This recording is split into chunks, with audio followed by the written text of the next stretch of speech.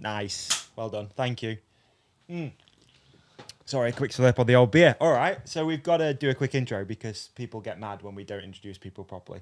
Okey-dokey. So we're going to give it a good shot. So on today's podcast, we have got UK FMX Godfather. That'll do. Take it. I've been called worse. Godfather's good. Godfather's I think solid. that's good, right? We're gonna That just start sets the nice. tone. That just sets the tone. UK FMX Godfather. I did shave, so you can't quite see how grey I'm going. It's been around for a minute. We've finally got you on the podcast. Jamie Squibb. Hey. Hello. I think the first time I saw you ride was in maybe a ranking video, and you were on Animal. Alex Animal We're and Rankin. trying to Kawasaki. figure this out earlier. 2001. There you go. We did Heaven and Hell, but he would have used leftover footage, and they would have gone on his series, which Earthed was or Sprung or Sprung. Yeah. So I had a little kind of section and a few clips on Sprung, Very which was cool leftover section as clips. well. Wow. And I was on Animal back then. We were trying to figure this out before. We were sat in the garden, Yeah. just talking about it. And you were like, Yeah. I'm sure it's a ranking That thing. was And I was filmed like, in 2001. There you go. Wow. Because I remember that. 22 That was years ago? That was really cool Don't. because as mountain Don't. bikers, we sort of pretend, especially back then, we pretended to be motorbike guys, Yeah. pretty much. And Gilly was basically wearing the same kit as you. Yeah, so it Steve was like Gill. so But weren't the sick to Athertons all on Animal then as Yeah, well? yeah, on yeah, Orange. you're right. And Yeah. yeah. Yeah, that's right. wow. Wasn't Minhar as well, was Yeah. he? So I used to Maybe. go up to Paul once Maybe. a year and sit down with Steve Kitchen Yeah. and, you know, make sure everything was all good for the next year, and I'd get a limited edition watch. Oh, Really, yeah. In big time. Nice. Big time. What happened to Animal? Slight tangent. But I think What happened it's to gone now, Animal? hasn't it? It's done. I don't know. Yeah, It the was company is done. I mean, they huge. blew up big for a while, didn't they? They Yeah. they Yeah, that opened was the watch, shops wasn't it? and they Yeah. had high street shops. I remember the watch straps. That's one thing. And it was that I actually just nice frothing for quality it. clothing. Like, it was a great sponsor to have. Yeah. Especially when I would have been, I don't know, I mean, I think I was still a teenager. And Well, that was yeah. my first sponsor. So I was No working in way. a scrapyard after school. I got a job at the scrapyard purely because it was close enough to ride my BMX to. And I got £100 a week doing 9 till 5:30 on a forklift. Mate, I- And then all of a sudden, Jeff Perrett, who might Oh, be wow, you yeah. would know Yeah. Jeff Yeah, through yeah, the yeah. motocross days, he brought me in on Animal because I'd done a few little shows here and there for Matt Bates in the UK, and obviously Animal were growing. Freestyle was brand new, so Animal came on board and paid me $2,000 a year. Really? $2,000 a It's a year. big That's step so up. I was on interesting. £100 a week. Do you know what I mean? I was like as rich as anybody's ever felt. For me, watching those videos at that time, Yeah. I would not have guessed any of what you've just said. No. I would have said, well, 'cause it's so hard, isn't it? Because you Mm. see someone in like fresh kit, they're on a moto that I can't afford, they're in kit Yeah. that I can't afford. Well- you just think like, That was my first ever brand new bike. Was it? 2001. I wasn't fully sponsored by Kawasaki then, but they did me a discounted bike through a dealer. Yeah. And I used all the money Animal gave me and sold my old bike. I had some savings from the scrapyard, obviously living at home with mum and dad, very cheap. Yeah. So that was my first ever in my entire life brand new Wow. motocross bike. Oh, how old were you when that happened? I'd have been 18, 19, I guess. Oh, yeah. Yeah, because I just left school at 16 and Yeah. got a job because I had zero interest in that route of Yeah, yeah, college and all the. Dude, that's Yeah. one of the things I wanted to talk to you about was like how all this started. And you've basically kicked us off perfectly there, to be honest with you. Yeah, that's so nice. what was your first like introduction to moto and dirt bikes and stuff like that? Is your family? Yeah, I was going to say, like, right off the bat, just being fortunate enough to be born in Devon Yeah. with a dad that rode bikes for fun. Okay. And he worked in construction. He was a civil engineer. So he bought this bit of land, bought himself an old digger, scratched some tracks in around it, dug out some foundations and started building a barn. Right. Which is everything you see me sort of living in and riding now. That started with me sat on my dad's lap in a nappy. Wow. Yeah. No way. So we never like went racing. I wasn't like massively into it. I just loved riding my bike. yeah. Okay. And When you say you weren't I didn't into it, really what, you enjoy weren't, racing, like- but that was a good thing because we couldn't afford it. Right. Life was good that we had the land and the farmhouse and that, but my old man was like struggling to keep it. Yeah. So even if I was eager beaver wannabe racer, it wasn't going to happen. Like there was no spare money. It is so expensive to get Then and now. Yeah. It's obscene. It is. Yeah. I remember, obviously, my background was, doing that, growing up in that, and we were pushing. Every week was a push for my dad. You could tell, like, he wouldn't let it on. You wouldn't never really know, but you kind of do the sums in your head when you get a little bit older, and you're like, okay, I know he's got his own business, he's doing all right, but like these bikes are like $4,500. Like, You can end up with how are we really doing this? difficult situations though, where if the kid's keen as mustard and good, the family find a way. Yeah. Awesome, like full props to them. But you can also end up with a kid that's good, but there's like some hot tail over there. And, hey, these things are not. What's beer? What? I'm into that. And you've got a dad, tunnel vision on his kid being world champion, and the kid's like, kind of just want to get pissed and chase some birds, Yeah. That's good because I guess you didn't experience that burnout then that we do see like loads in moto and mountain biking too. No. It happens in both, right? But I feel now I get closer to burnout now with the schedule. right. Okay. Like, particularly now, like my summer schedule Yeah. is insane. Okay. And Okay. I'm about to go. Well, I go to Goodwood right after this, so I've got 4 days of shows at Goodwood. But then I get back from there, and then I think I've got something like 9 shows in 6 weeks in Have you 9 really? different locations. Some 2 days, some 3 days, and I am driving a lorry, assembling the ramps, Yeah. jumping the ramps, commentating on a wireless microphone whilst riding. Really? Dealing with the organisers, booking other riders, sorting contracts, sorting invoices, keeping a lorry on the road is no fun at all. Driving a lorry on your own ain't that much fun. And I sleep in the lorry, I've got bunk beds, but my bank account will look good Yeah. come September. Yeah. Yeah. Yeah. Mate, Huh? I want to go pub for dinner. Balling. I'm going. Yeah. No Ballin'. budget Bud Lights in my fridge, Davey. A real beer. No warm Bud Lights. No. Germany's finest will be Really? drinking. Yeah. Oh yeah. Won't even recycle them for the money back. Too good. We're talking wedge. Yeah, real wedge. No, real but wedge. you get this like period through summer of the summer holidays, and I'm doing shows like I'll be going Saturday, Sunday, Wednesday, Saturday, Sunday, Wednesday, Thursday, Saturday, Tuesday. That's a 2-week time slot. Yeah. Wow. But you got to make hay with that, isn't it? It's not like there's Yeah, many yeah. bookings in December, is it?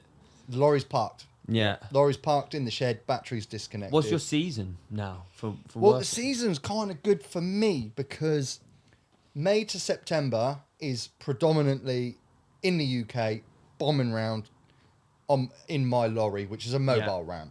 So takeoff, landing, all the run-up boards, beds. I've got a quad in the back for towing, the takeoff around in the arena and all that jazz. Yeah. So it's a fully like a self-contained dialed show. setup. Yeah.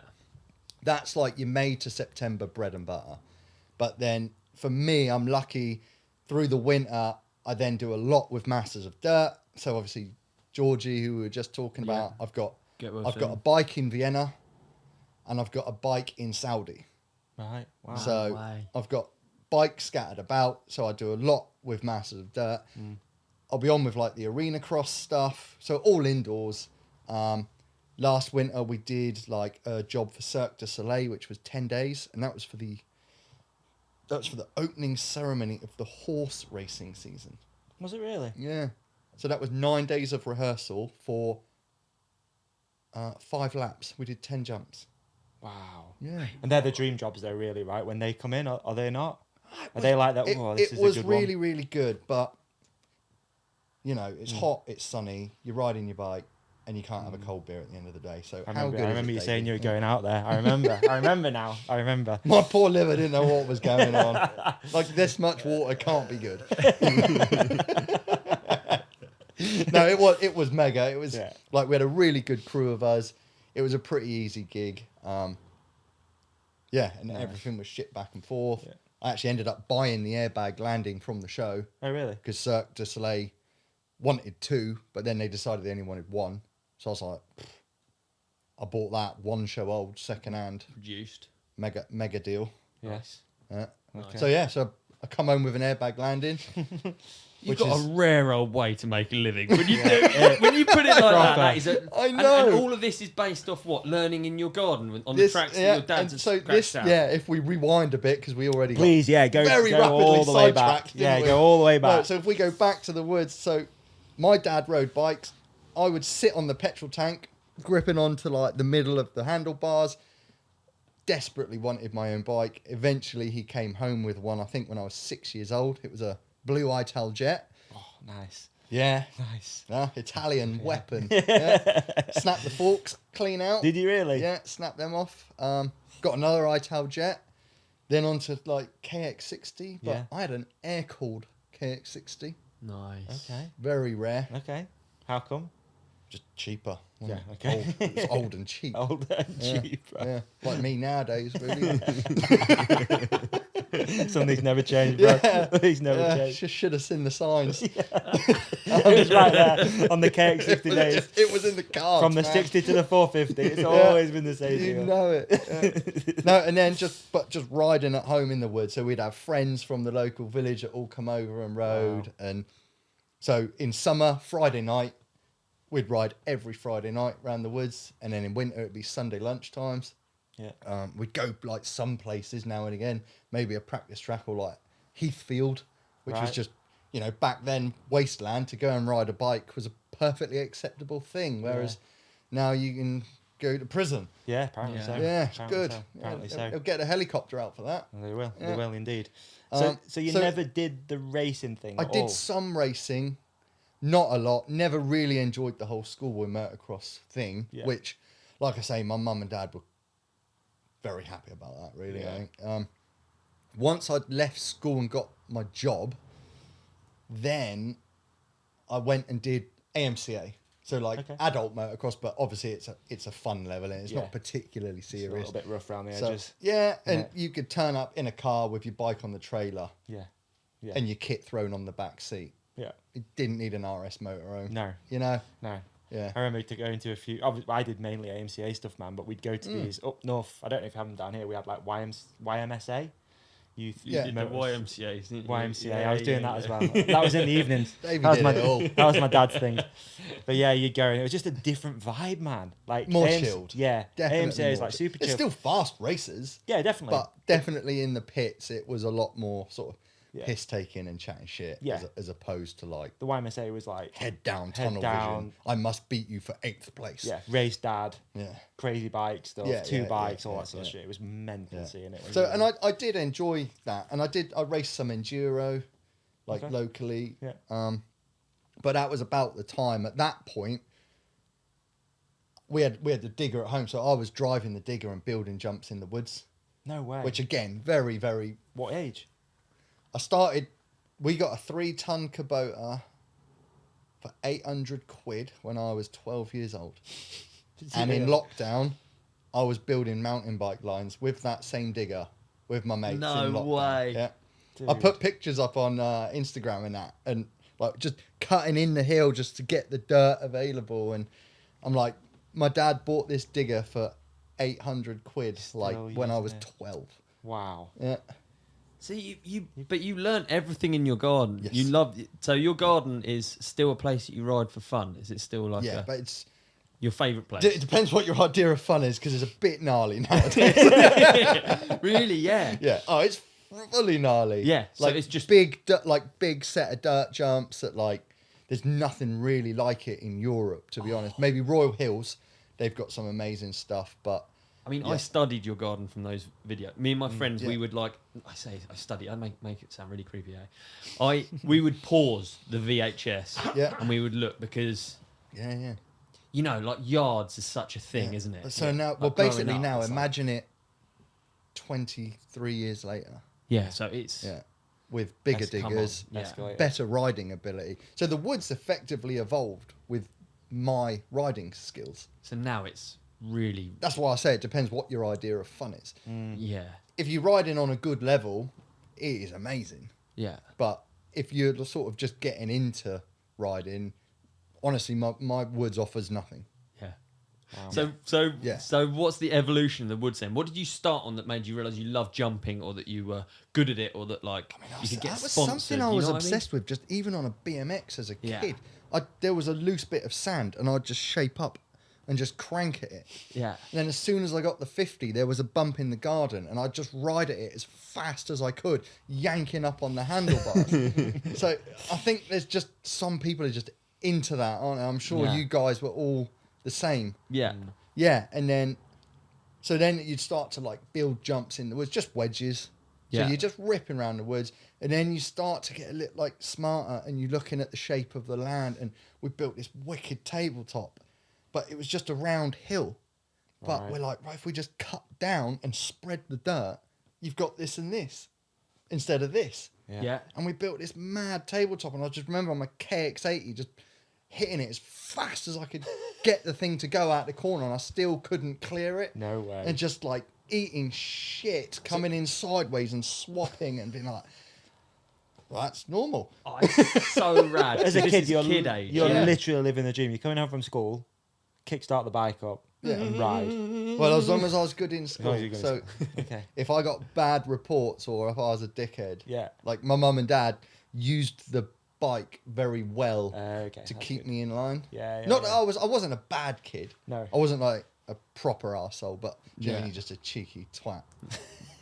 they could keep me in line enough because riding my bike was so important. It was more important than getting the laugh in class. Yeah. Do you know what I mean? Yeah. So Yeah, that's the dream, really, yeah. isn't it? So yeah, but like I say, we'd ride Friday nights or Sunday afternoons, summer Right. and winter. So if Wow. you'd started on a 50, 80, when you get up to probably a 125, it gets a little bit bigger, a bit more serious, a bit. And what age was that? 14, I guess, had a 125 Honda. Yeah. 96, best 125 Honda. That's on, yeah, alley frame, steel frame, 96, come on, Davey. steel frame, White steel frame, white steel frame. the best. Yeah. McGrath, probably is, yeah, Lampson. yeah, of Come on. course, yeah, come on. Don't worry. Yeah, I got you. I Keeping got him you. in check. Though. You should know. I should. actually- my race knowledge is bad. My were first bike good was bikes. a 93 KX 125. Oh, very nice. Yeah, very nice. That was my first. Was it? bike, Yeah. Yeah. Okay, all right. Yeah. All of them are good. Just that era, graphics, everything Yeah. is so sick. Yeah. That's not a peak though, is it? Are we 96? 96 Could have was been a peak. like when McGrath obviously was winning. Okay. Yeah. Yeah. Peak was way before. Way before. Of Peak course was it like was. Yeah. 91. Yeah. Yeah. Of course. Yeah. Way Yeah. before. Yeah. I'm an idiot. I'm thinking. Yeah. Fox Kit, Terra Firma. That's 96. Maybe. Yeah, that's your mid 90s. Yeah. That was your Glory real days. glory days. Yeah, just graphic design Yeah. wise as well. Punk bikes rock were so soundtracks. sick. Yeah. Like even all those videos shaped the music you listen to today. Of course. Yeah. They did. They did. Were So- you on that as well? Yeah. I was gonna say. So this must be your sort of like introduction to freestyle and free More ride. so, yeah, for sure. Yeah. That's Like- Steel Roots. Yeah. Probably a little bit after as well. Yeah, all those videos. But even then, like, yeah, we had the tabletop at home, and so you're like learning, you're doing no footers, no anders, and then like, yeah, and then suddenly McGrath doing like knack knack. That was like a big pivotal moment for the movement of freestyle evolving. Oh, really? Yeah. Yeah, I Yeah, in my knack-knack, opinion, yeah, knack-knack yeah, because started then it, yeah. guys like Metzger saw that, and they had that BMX background, but they obviously had incredible motorbike skills, and I think really that's when it started to evolve. McGrath did Superman as well, didn't he? Yeah. There yeah. was a slow-mo of it on Terra Firma 2 or 3 in There that is. black and white section with the Metallica tune, but in like I can't remember the acoustic. music, but yeah, man, I need to. I was talking to my mate who came with me to the Supercross. Because then by 99, freestyle was in X Games, right? it was, So you're only talking 2-3 years later. yeah, you're right. God. Yeah, I was talking to my mate, who came to the That's Supercross a with me steep- about doing like. By 1999, we had metal spikes on our bike armor, and peaks upside down. Like things escalated. Metal Militia t-shirts Yeah, everywhere. they were just like, fuck it, no peak. Come on, let's go. We're freestylers now. Tattoos, Yeah. tank tops. Let's go. Yeah. That's so true.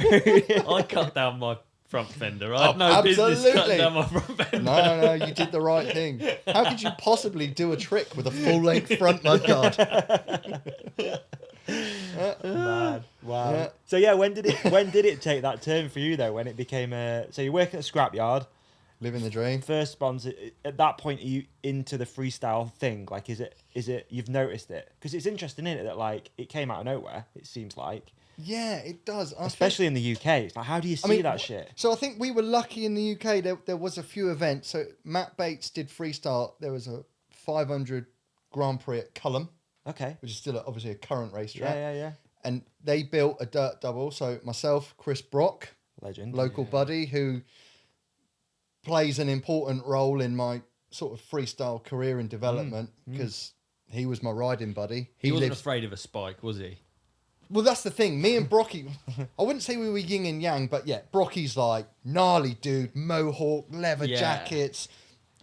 Dude, Loved a bar brawl on a Saturday So night. true. I have no tattoos, and I just, do you know what I mean? I Placid just sort kid, of, yeah, Just just strong ride ride bike. Deegan. yeah, just Yeah, it is literally a UK bit, but Pastrana we and Deegan. were friends. Yeah. But yeah, so then it was like that was myself, Brocky, and Gary Taylor. Yeah. And the three of us did a freestyle show there with Matt Bates, which is who I'm riding for at Goodwood Wow. this week. Yeah, and that's who I've like does all the arena cross stuff through the winter. But that was the first thing. But the crowd loved it. They absolutely fucking loved it. And yeah, we were doing like heel clickers, nothings, no foot cams. Yeah. Start getting sponsored. Like someone gave me a load of kit and a free helmet, and you're like, this is insane. What? How did you first see it? How did you figure out that it's a thing? And like, someone must have seen. It's the same for everybody. I think probably yourself included. What was on VHS? Yeah. And what was in magazines? So it's Trusty Demons for you, Because probably. obviously there was no No. social media, No. there was no internet as such. Definitely not in my house. But we didn't have a computer, so yeah. But you'd get your magazine every month, and there'd be a picture, and you'd see you might see something on the telly here and there. Transworld Sports was Mate, it on I Channel remember 4 on a staying Sunday up morning? to watch Strandwell Sport, Oh, just man. hoping that there was some sort of 6 action in the sport on morning. it. Yeah, there'd just be Yeah. a clip of Supercross Yeah. or something. You were like, no way. You're And just you'd sitting record through it the and rewind it. badminton and everything, just like, Yeah. just praying for something, mate. I used to do the exact same thing. I used to do the same thing. Staying up watching Transworld The Sport. number of different segments on like Russian gymnast twins I've watched at 6 in the morning. That just was like, this week, Ollie. please.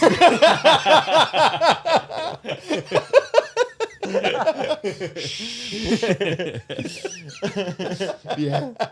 You're just desperate for something Just other than anything. football, aren't Yeah, you? anything. There would be a bit of BMX. There'd be Matt Hoffman cranking at a quarter bike. Like, even gnarly by today's standards, let's be honest. Like, yes, BMX Saddle has up. moved on considerably, but when you'd see them, like, just cranking across a Yeah. hall as hard as they could into, what, a quarter pipe as wide as that wall? Like, 8 foot maybe? Easy money, isn't it? Going You think higher that than the ramp was tall. Yeah. Yeah. Transworld And you're Sport like, had it easy. God They got damn. football, the same old football. Yeah. And then they could just show you something. Anything. Anything. And you just be and you'd be frothing. like, oh, please. Yeah, I best was thing exactly ever. the same. Yeah, it was not a tough audience to please, were No, we? no. 5 No. minutes, We mate. were 5 minutes a starved. week. But I Dude, think we're so. It starved. was just the usual stuff: magazines, VHS, and just riding at home, enjoying it. So I Just- think I'm going to just keep riding asking it. you about your garden because it just interests me so. Because surely it's like so like whatever you've done. Well, it's woodlands. It's a woodlands with a Yeah, series that's what I of loved valleys about that, it. Yeah, that yeah, fold. yeah. So But like, what your garden must have evolved, and like, at what point did it like? I find stuff super interesting. Like, I can remember when I learnt to pump or pull up. So like, and actually on a moto, I remember when I learnt to back brake in the air. Yeah, yeah, Like, yeah. What was the jump like in your garden where you learnt to So whip? at or- first, my old man was digging out the foundations and leveling the area for building the barn, which I now live in. yeah. But at the time, when he very first started, he just wanted a barn in his woods. So Right. the barn walls, I'm really digressing now, but those barn walls are built from shillet dug out the side of the hill, which ultimately resulted in a curve being carved into the side of the hill, which is now that giant rubber mat step up that you see. That's so cool. That story alone is That is so insane. cool. So that step up was in the stars when he when I didn't even have a motorcycle, that hill was being cut into. Yeah. And it's not until one day you're like good enough on your bike to look at it and go, fuck, we could jump to the top of that. Yeah. But you have to get good enough Yeah. to even see it. Yeah. You know? So the whole thing is just a lifetime of like progression. But obviously then being able to drive a digger myself, and then I think things really started going once I was busier riding, because for quite a while there it was cool, but I didn't have a pot to piss in, to be perfectly honest. Like if I didn't live at home with parents that kind of were tolerant, I wouldn't be doing it now. Yeah. That's simple. Yeah. But it just kept evolving. And then once you start earning a bit of money, then you can hire a 13-ton digger, which will move some dirt. Yeah. You know, you're not scratching about in a 3-tonner anymore. Trying to build up a FMX landing with a 3, it'd be like trying to build Darkfest. Yeah. With a spade. Well, with a 3-ton digger. I mean, their piles of dirt are probably bigger than what That's true. I have. But do you know what I mean? Yeah. If you said to Sam Reynolds, yeah, right, here's your 3-tonner, it'd be like, It's going to take a while. was this a 10-year build? Yeah, totally. So Yeah. that also added to the involvement, simply being able to afford to hire in big machines to really move dirt about quickly. I guess I keep asking because it's like it's a long jump from like your setup now is so dialed. You probably know the radius, the length of your ramp, everything. Freestyling nowadays is very scientific. So Yeah. here you go then. So back in 2000, maybe 2001, you should know about this. There was a mountain bike event at Newnham Park, and Sean Palmer was racing. Cross down Yeah, here. it was called Dirty Weekend or no, Before that. Plymouth Biker Bike Cross. Bike Live, yes. Was it Bike was. Live? Yeah, So it they was had Bike Live, they had like a 4-cross track. Yeah. They had dirt jumps. Yeah. And like I was Kai on- 40, obviously local. I was doing the Toby dirt 40 jumps. was racing. And there was Z track, a Z50 Chris track. Mahoney was riding the Yeah. dirt jumps. And we had freestyle motocross. Dave Castillo Ranch, Yeah. knee braces, Yeah. asterisks. Yeah. He flew over, built this jump. They had Dan Pasta. Okay. They had Joel Albrecht riding, and his brother Jeremy, Jeremy Albrecht. Yeah. Wow. Bubba's mechanic. Bubba's mechanic. MX mechanic, maybe? Factory Kawasaki mechanic, Yeah. anyway. Yeah. Hugely involved in motocross at a very high level. They're just all in Plymouth hanging out at this freestyle show. So me and Brocky kind of got wind of it and basically invited ourselves. I've gone down, we're in my Mark II Ford Fiesta that I got at the scrapyard, 400 sheets, lovely. Trailer on the back, we get there and we're like, holy fuck. Like, there's just this giant dirt double. Brocky's jumped it. Now, he's always been incredibly good on a BMX. So he had that cat-like ability to get out of stuff. Yeah. I was always more of a white knuckle Right. kind of rider. So Brocky come up short and jumped off into the side, got away with it. I'm like, oh my God, I'm going to die. So I have to jump it because I'm 17 years old and this is the most important moment of my life.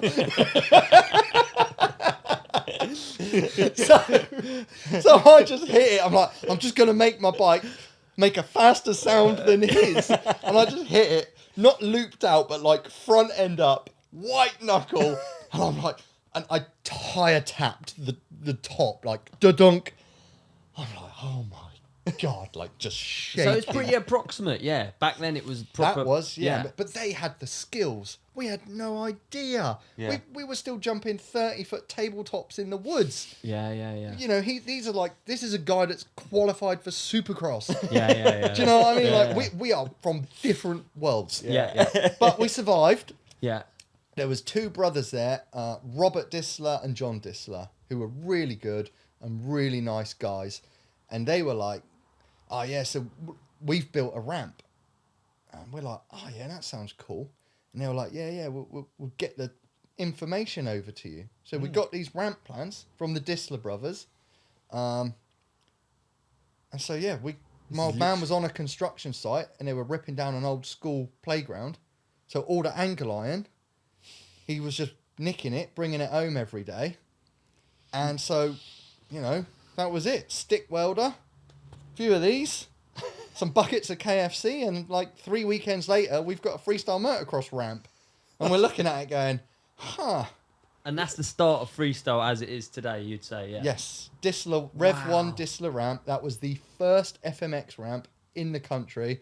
Me and Brocky and his mate Bean welded it up, drinking beer.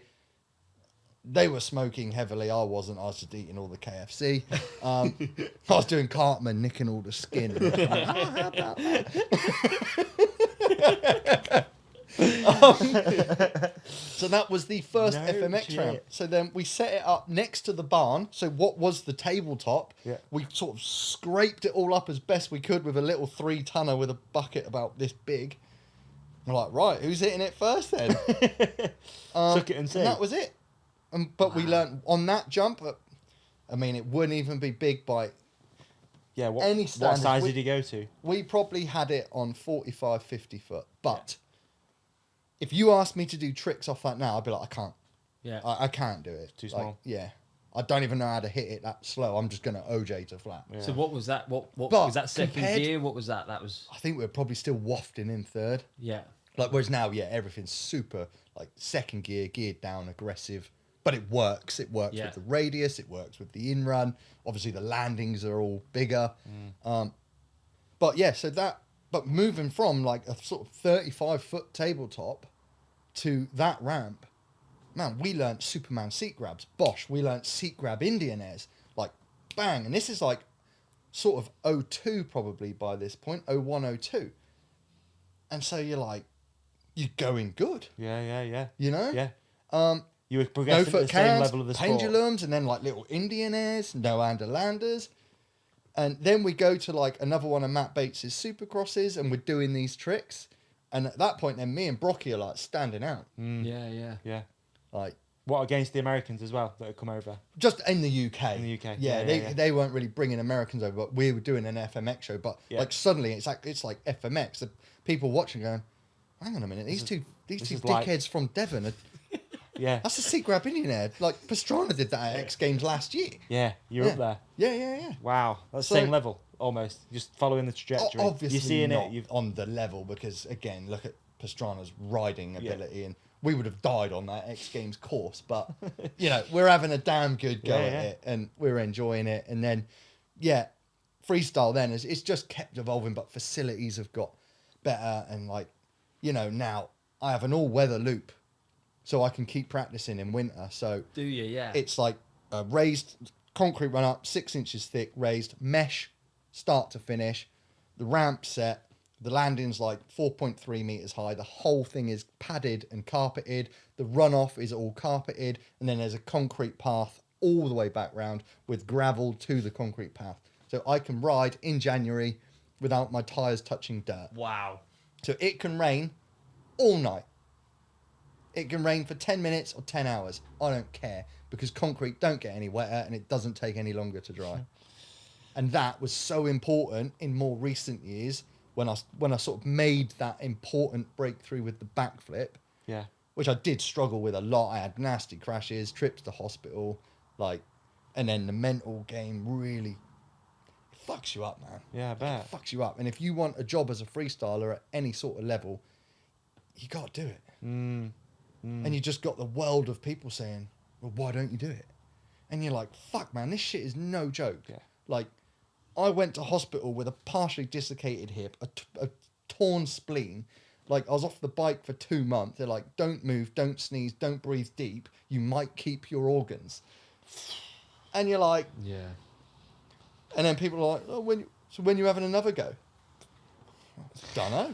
Backflip was going to be one of my questions. Yeah. Of course, it Same. has to be because it's Yeah. just such a big thing in freestyle motocross. Yeah. Yeah, and And it's that like happened in what? The first one was 06, was it? Now, Kerry Hart Kerry flipped Hart's. at Gravity Games Gravity Games. 01 or 02. Oh, was it that early? Yeah. By 03, See, the I'm long off. distance flip was standard and combos were coming thick and fast. And that was when a lot of the rest of the world and even big name Americans really got left behind. Yeah. That was like, for a while there, that was a big split. Yeah, there was a massive split off. You know, like- you had riders like Drake McElroy that were so good. And to this day, if you dig out like a No Fear chapter 2 or chapter 3 and you see the clips of McElroy doing his tricks, you're like, God damn, I wish I could do those tricks like that today. So true. Yeah. But- Tommy Clower's one of them. He was badass. Yeah, Had up Tommy Tommy Clowes He was got good. left behind. Flipper though, was he? No, and again, so you had riders like Drake McElroy, Tommy Clowers and that did get sort of kind of like pushed to the side effectively, because it was like, if you flip, you get the show. If you don't, Yeah. see ya. Big old pay cut, that, isn't it? Yeah. All of a really sudden, was. all of Even though your peers. you would rather watch McElroy run through his bag of tricks than just some dude with big balls that's got the flip dialed. And that's not to discredit it, because it takes big balls and work. But you know what it's like in mountain biking. There are riders that just have big tricks, but they're not that stylish. You watch them, you go, I respect what you do because you are putting your neck on the line. But you look at another rider and you go, It makes you want to ride. you are just beautiful at riding Yeah, a yeah. bicycle. The way your body moves, the way your bike moves, the way you flow. Like, you know, you watch like someone like Brandon Semen ride something and you just go, God damn. I wonder what it feels like to Yeah. be that good. Yeah. You know? Yeah, totally, dude. No, 100%. Yeah, absolutely. Yeah. I'm really intrigued by the flip thing, not because it's a conscious decision, and because it's like, Yeah. you know, you're doing your thing, you've got success, and then Yeah. you're just sort of like, I can just imagine that deep breath, that like, I've got to do it.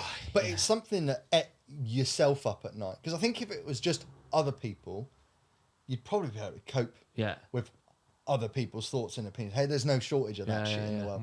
But ultimately, you are laid in bed at night, beating dude. yourself up, dude. And Right, it's ongoing. It's just this ongoing thing. I want to hear all about it, but first of all, Nice. let's have an ad. Davey, first impressions matter. Yes. There's no two ways around it. What's the first thing that someone notices about you? Probably the skin on the face. Yeah, it is your face, and more importantly, your skin. Yeah. If you aren't already, it's time to put your best face forward. And how do you do that, I ask? Well, by adding a skincare routine. And you know what? It's not hard. You just don't have the right tools until now. That's correct, mate. Yeah, having the right tools in the tool belt is what you need. So I'm going to tell you a real world example right now, mate. Real world example. We went out for dinner last night with our Yep. friend Sam Reynolds. We did. And Sam was on the podcast a few weeks ago, obviously, and we were talking about Caldera Lab. And he Yep. sat in, hung out. Anyway, he tried some of the products, really liked them, didn't really think anything more of it. We went out for dinner last night, and I saw Sam, and I was like, you look good, man. Like, you look youthful, you look rested, you look somewhat quite attractive. Yeah, you were I was putting drawn the to moves him. on him. I was You were drawn drawn to him. I was yeah. drawn to him.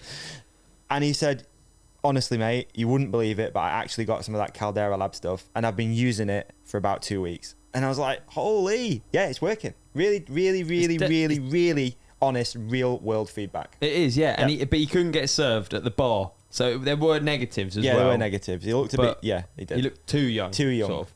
Some say he's gone down 10 years. Some say he has. Yeah, and I'd agree with them. I'd agree with those people. But yeah, also, I've been using this stuff a lot, really religiously. I really like the products. I really like having Yeah. a bit of a routine before bed, and when I get up in the morning, feel refreshed. Got a nice matte finish moisturizer in there. The serum's really nice. It's got like 3.5 million ingredients in it or something 3.4 ridiculous. million antioxidant units practing your skin. You know, yeah, you're right. You're Yeah, right. you can't argue with the facts, mate, you know? No, absolutely. So, Well, yeah. So clinically proven to reduce wrinkles, fine lines, and signs of aging. Caldera Lab is the leader in men's skincare and is here to save the day. Use our exclusive code. What's the code, Davey? the code is the Ride Companion, Ollie. That code is the Ride Companion. And that's at calderalab.com. What's the web address again, Davey? calderalab.com, code the Ride Companion to up your skin game, look more attractive, feel better every day, be more confident. And get 10, not 10, No, 20% off it's massive. their best products. Thanks, Caldera Lab. Thanks, Caldera Lab.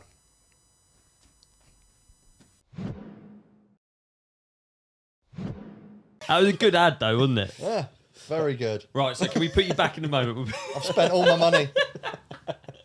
Right, we're putting you back in a moment. You're lying in bed at night. You Yeah. know it's coming. But it's What's ongoing, the first isn't it? step? Well, the first step is to collect foam for 2 years from a furniture factory in a caravan that my dad converted to transport motorcycles.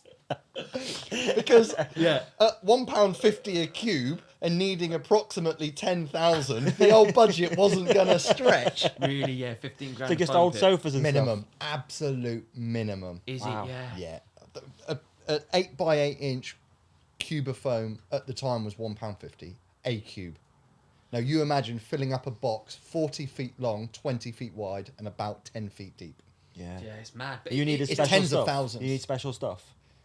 Well, it needs to be soft. Yeah, but I mean, like, not Which isn't flammable. not- I mean, like, not flammable. I mean, obviously not. It's like you this can't use mega bricks. foam, the soft foam. I don't know if you've heard of it. They put it in Memory helmets. foam. They put it in helmets, beds, sofas. We don't have it up north, man. We sleep on the floor. No, we of course we you just do, crack yeah. on, you That's know? because you're too tight, though, not because you don't have it, Has Dave. anyone had a spring pit?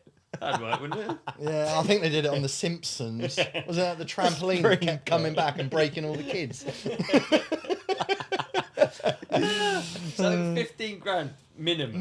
More. But that's your pilot's license. That's essentially how you're Yeah. you're Well, still getting money off this I foam pit collected today, I right? collected foam from a sofa manufacturing warehouse on the edge of Dartmoor. So literally, what is in here, they had offcuts, and they would leave bags outside, and once a week I would fill the van and fill this old knackered caravan concoction that my old man had. I think it's now buried in the woods. Is it really? Maybe I shouldn't say that. Somewhere. And so we just collected foam for like a couple of years. Wow. Got some 4x4s, concreted them in. My mate Kirby, who was a builder, helped out with that. Then we all filled the pit up. Got a super kicker built because obviously your first flips, you're going off the shorter, steeper one. And then it's like, and I got a high ab for a crane off an old lorry. Had to mount that on a steel, concrete it in.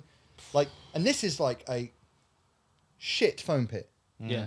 I'll be honest. Like, if my first flip didn't come round, I probably would have died.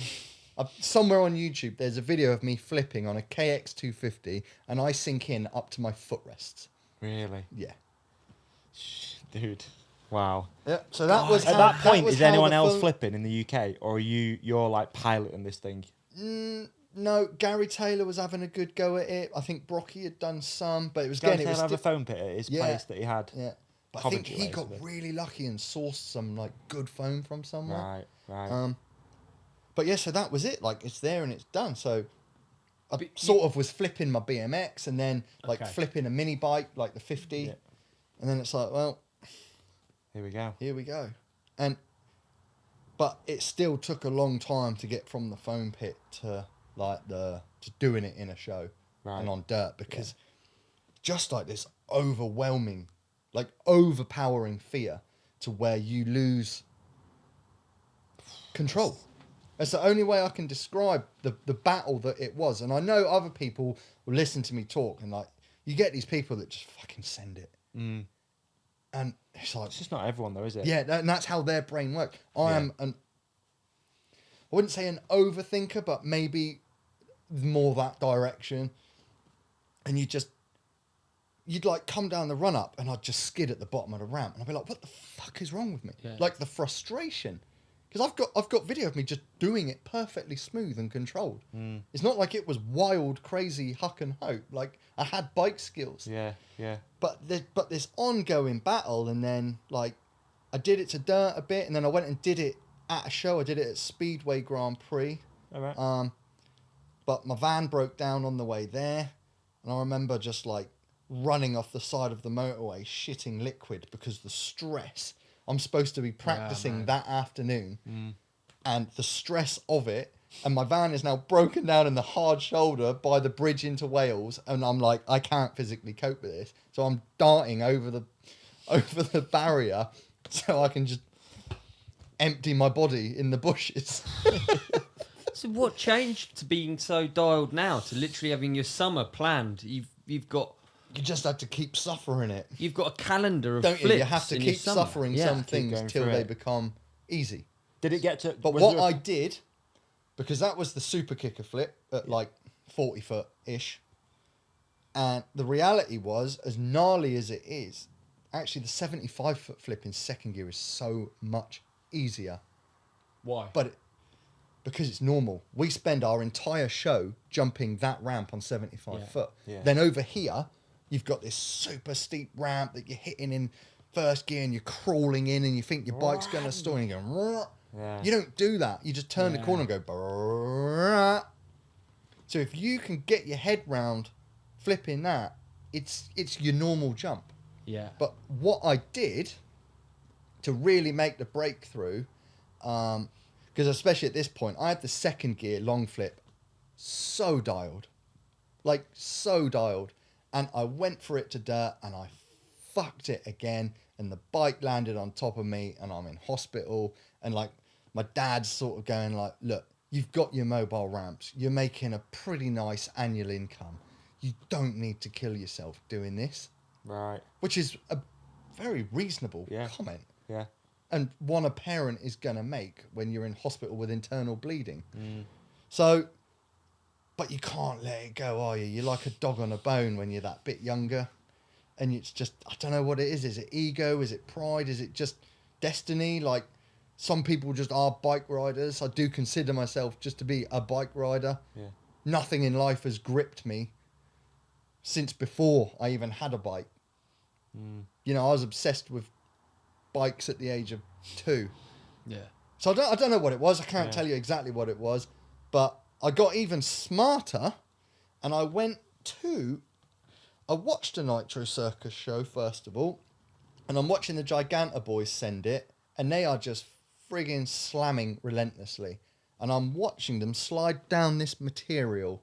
And I'm going, I need that. That's what I need.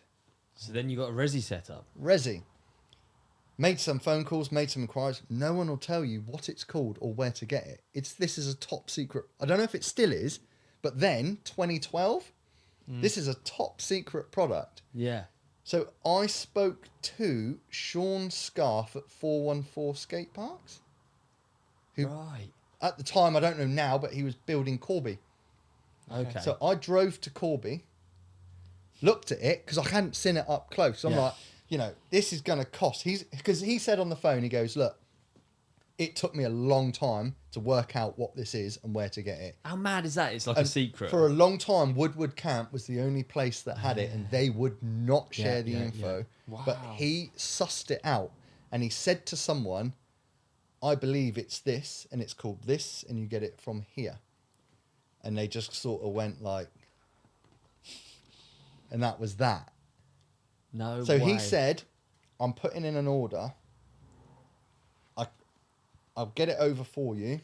We'll go halves on the shipping, which is good for me. And you can take it away.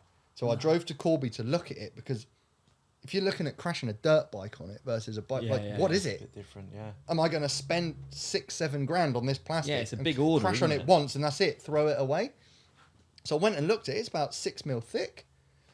There was a vert resi, so I just ran, jumped off the vert resi in my jeans and hoodie, slid like up the other side, and I'm like, take my money. Because if I'd have had the exact same crash on that, I could have got up and tried again the same day. You reckon? 100%. Wow. You landed on hard-packed shillet, Yeah. or you're landing on... So then I built an entire landing separate, put wood chip down, dozens and dozens and dozens of mattresses. They were nicking mattresses from this hospital, diseased ones. Like minging. Absolutely fucking minging. Like, Disease match. You've nearly exhausted all of the local amenities now. You've done the sofa shop. it's like a you've done the recycling centre, honestly. So we took all these mattresses. They're still there. They've got these nice rubber covers on them. They've held up fantastic. Yeah. No way. But you don't want to be like touching them and then Snapping picking them. your Yeah, nose no, and no, having... No. You probably wear some gloves. I don't even know if they were allowed to take them. They were out the back. I think they probably were just nicking them. Whatever. Not my problem. They're underneath the resi. The resi's got flex in it. Yeah. We set up a ramp. So then I'm flipping in the foam pit, and it just created this buffer of like, if I fuck this up again, which I think especially once you fucked it up, it's even harder, isn't it? It's like anything, it's even harder then. I'm like, my chances of ejecting and getting away are pretty good. Yeah. I can slide out of it, slide off into the wood chip, and I absolutely nailed it. Greased it to the wheels, did a couple more, like fully shaking.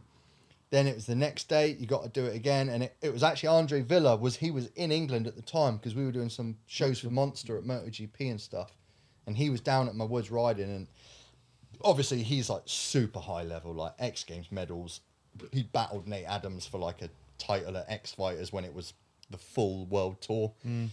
And he was like, just kept drumming it into me. He's like, every time you ride, you have to flip, no excuses. If you jump the jump, you flip the jump. Wow. No like sympathy, no margin for, oh, but my shoulder's hurting. Like, if you can jump it, you can flip it. So it just sort of drummed that in, and it took a while, but I just kept doing it and doing it and doing it. And you ride bikes, it just gets easier and easier and easier. And then suddenly I was away. Suddenly I was on it, and I'm like, yeah, like starting to do little whip flips.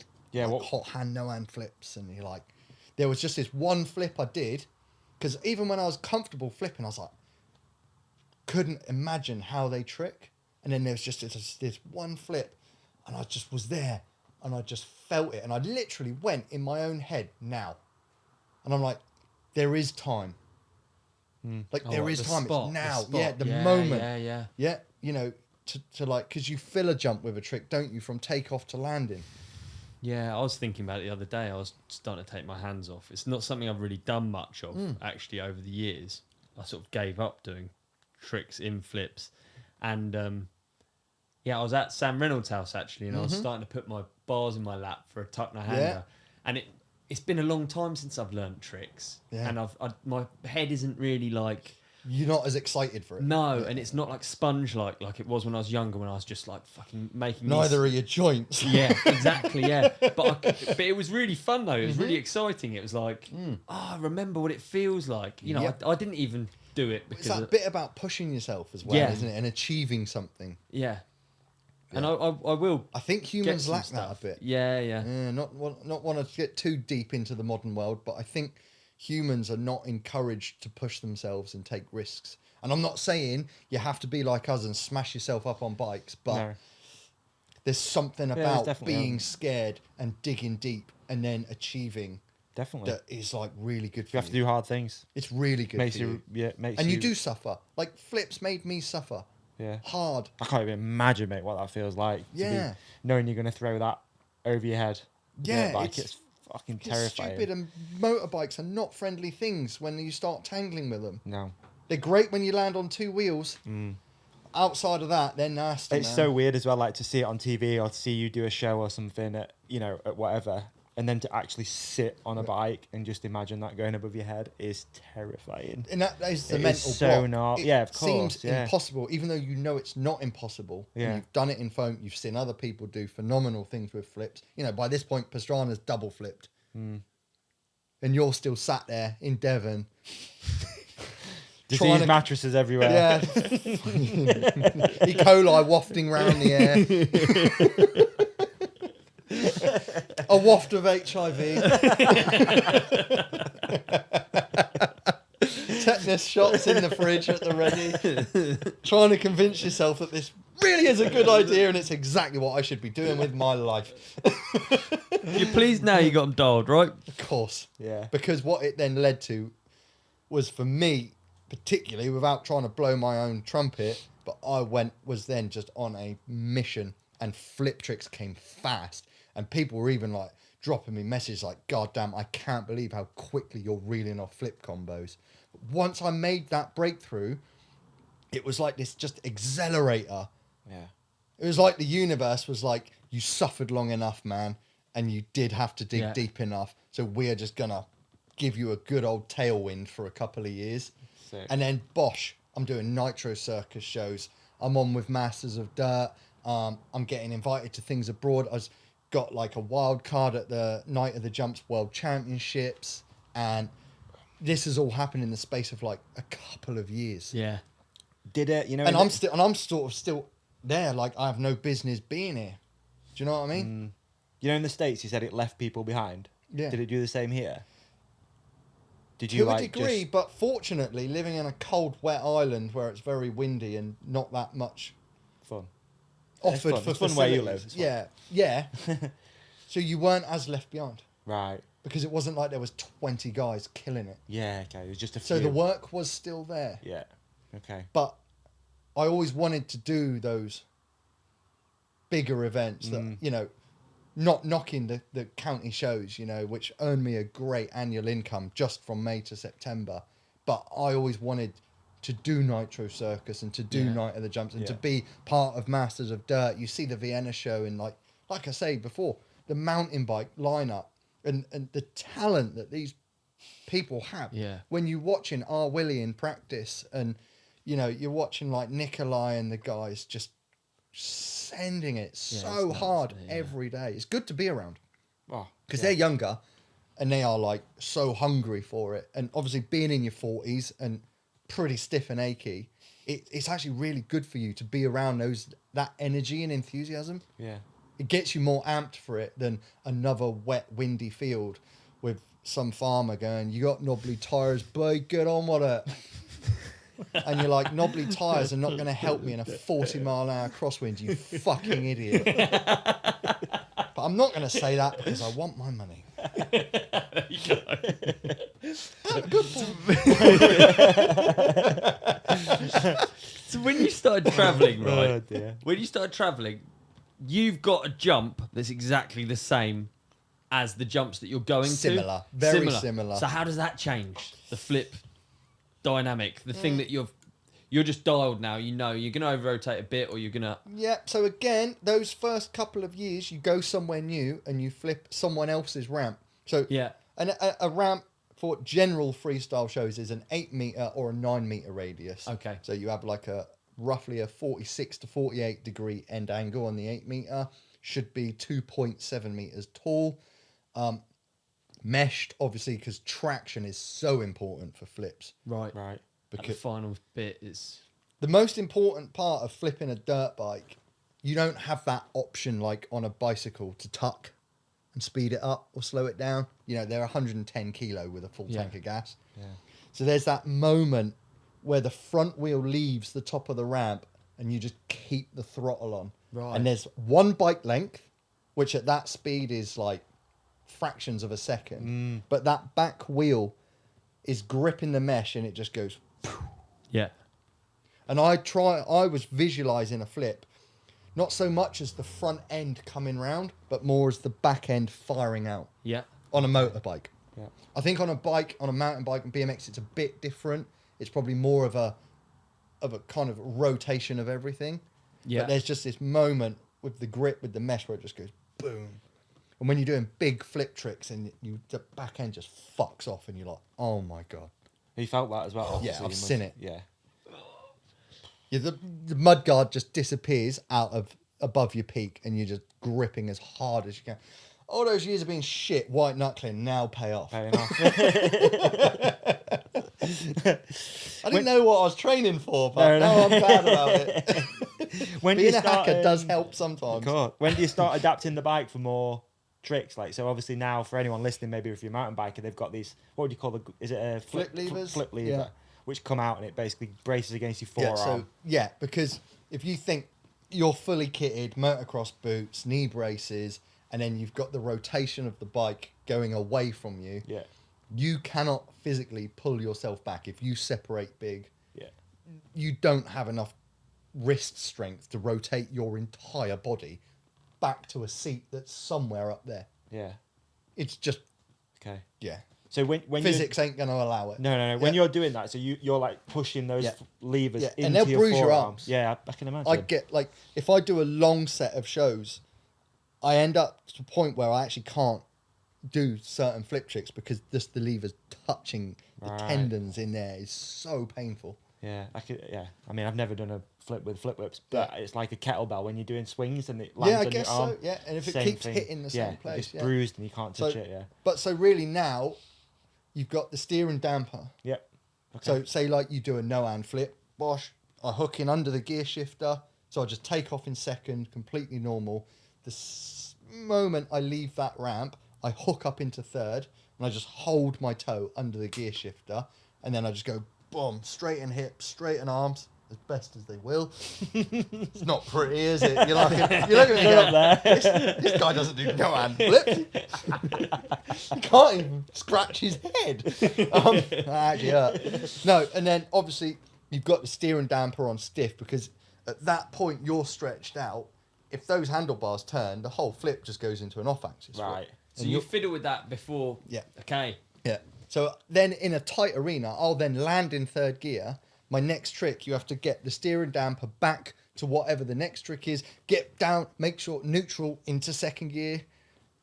And it's hectic. Yeah. It's hectic. And then we do it synchro, so side by side. Like on the Masters of Dirt tour we just did, there was like 12, 14 riders. So you're like, boom, boom, boom, boom, boom. And you're coming down a tunnel and you're trying to get your levers sorted and your GPS. Oh my. And there's people next to you, there's people behind you. And like, yeah, and you've got to be bang on cue, perfectly next to your guy. But the guy next to you's on a 2-stroke. So you need to be slightly in front of him, because he's going to accelerate in slightly faster later, because he doesn't have the grunt of a 450.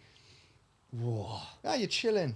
It's a lot. Quite And some the crowd, job. And the crowd go, that's good. And you are like blowing out your ass. Your heart's like way beating up there, high, pissing sweat. And you're like, oh, we nailed it. Is it? I mean, it obviously is. It's still like that for you. Sometimes. Yeah. Okay. Sometimes it flows really, really good. Yeah. And you are like a lot more cruisy. It's not always that hectic. So the last show I saw you do was World Supercross a couple of weeks ago, or last week. Yeah. What's that like on a scale of 1 to 10 for you? Is that pretty chill, or is that? That was pretty chill. That's pretty chill. Yeah, it was Okay. windy. Yeah. Yeah. Didn't enjoy the wind. Really? But yeah, it wasn't. It was a big area, so it was all. That's pretty Yeah, nice. But when you're nice at the job. indoor stuff and you've got super, super tight run-ups. I mean, Yeah. we're talking, I think one of them from the end of the landing to the wall was 12 meters. Really? God. Jeez. Yeah. So you're like braking when you're on the landing. Yeah. And you've got to brake on And the then airbag. you've got to Is that turn slippy? left, pair up, and do it back the other way. Is it slippy, the airbag, when you land on it? Not when they're indoors and they're dry. Okay. Yeah. So we had one airbag for this set of MOD shows. We had one airbag one side and then one like mobile scaffold wood Right. the other. Okay. Yeah. More freestyle motocross after the break. Like, can we start with clapping? Do you know why we're clapping? No. Because we've got a new friend. The companionship has a new friend, and I love it when we Yeah, get new man. friends, especially as useful as Peak Supps. Peak Supps. That's right. Stoked to bring these guys on board, and a super organic way of bringing them on board too, which I love. Yeah. Like these guys reached out a while ago. I spoke on the podcast a bit back about having some knee issues. Yeah. They just reached out, were really friendly, and said, "Can we just send you some stuff to try?" Stuff comes through the post. Try it, love it, get chatting. Next thing we know, how about we build our own little TRC bundle for making it super easy to sort of like supplement, optimize, and make biking better. Yeah, absolutely. And like, it is difficult to know what to take and why you're is. taking it. So much stuff. Our bundle just removes that Yeah. and hopefully optimizes you. Exactly. All right. So our ride companion bundle, Yeah. biking bundle, cycling bundle, Companionship bundle. companionship Yeah. bundle. Let's go with that. All right. You're going to get an Activate pre-workout. This is your pre-ride drink. Okay. Yeah, it It's sets gonna you get off you on going. one, doesn't It's it? gonna Gets get those you legs going. moving. Gets those legs moving. It's going to get you going. What's next? What Okay. would you say is next in the ride? And then you got your tricarb powder. 3 different types of sugars, all break down at different times and levels, which means you're going to get a sustained energy throughout the ride. all day. All day. You All day. No more lag. biking. It stops cafe legs, I've found. There you Stops go. cafe legs. There you go, yeah. More biking. We're also throwing in a tube of electrolytes, lime and mint flavour. Lime Best mint. flavour. Yeah, it's lovely, isn't it? It's like a mojito. Yeah. Yeah, like a mojito, mid-ride mojito without the alcohol. No alcohol. No. Just want to clarify it's alcohol-free. but- And then you've also got the whey protein powder in there as well. This is for your post-ride recovery. And that is the sole reason you're looking so jacked. Exactly. And that. I'm feeling so intimidated. Inadequate, some might say. Inadequate, exactly. Okay, so we've got that. And then we're also going to throw in a shaker, because you're Shaker. going to have a shaker. A sticker pack. The sticker pack, mate. People have been asking about the sticker pack. The only way you can get the sticker pack Yeah. is to get this bundle. Right. Often with these offers, we just go through the percentages. I'm not really very numbersy, so I think like going through the prices would be better for the bundle. Yeah. Can we do that? Yeah, we can do that So real quick. individually priced, If you bought all of these separately on the site, what's the cost? It's going to be over £70, mate. Well, that's all right, actually. That's not as bad Still as a I good thought. price, but it's going to be over £70, yeah. Yeah. But then if you go online, you build the bundle. Okay? Yeah. That's going to knock you a little bit off. You're going to bring it down to £60.73, around there. Oh, I tell you what, that's a great It's not price. bad. No, But that's then, good. wait, then you're going to add the Ride Companion discount code, all right? Yeah. Which is going to knock you another 10% off. How Mate, much is that then? It's gonna Another bring it- 10? Yeah, another 10. So that's going to bring it down to £53.99p for that whole bundle, plus the sticker pack. Oh, I just fell off. Dude. Yeah, I see. Actually It'll get you. off my chair. Oh, sorry. It's okay. Sorry, I knocked the mic. Yeah, I just fell off the chair, dude. It'll do it to you. I'm telling you. What's the code? Get me on the site. Okay, you get on the site. Okay, you're going to head to peaksupps.com. What is it? Peaksupps.com. Yeah, you're going to enter the code The Ride Companion, Is that the Ride Companion? all lowercase. Lowercase, okay. It's going to knock you 10% off. Not just the bundle, anything and everything on site. Don't get any better than this, does Why it? wouldn't you do it? Now, I'm going to say it again just to reiterate the message because Yeah. it's so good. Peaksupps.com, Yeah. The Ride Companion, lowercase. Yeah. 10% off anything and everything on site, right? Yeah. And free shipping. Free shipping. God, the Come gift on. that keeps on giving this Hey. podcast. dude. Hey, let's make your next ride better with Peaksupps.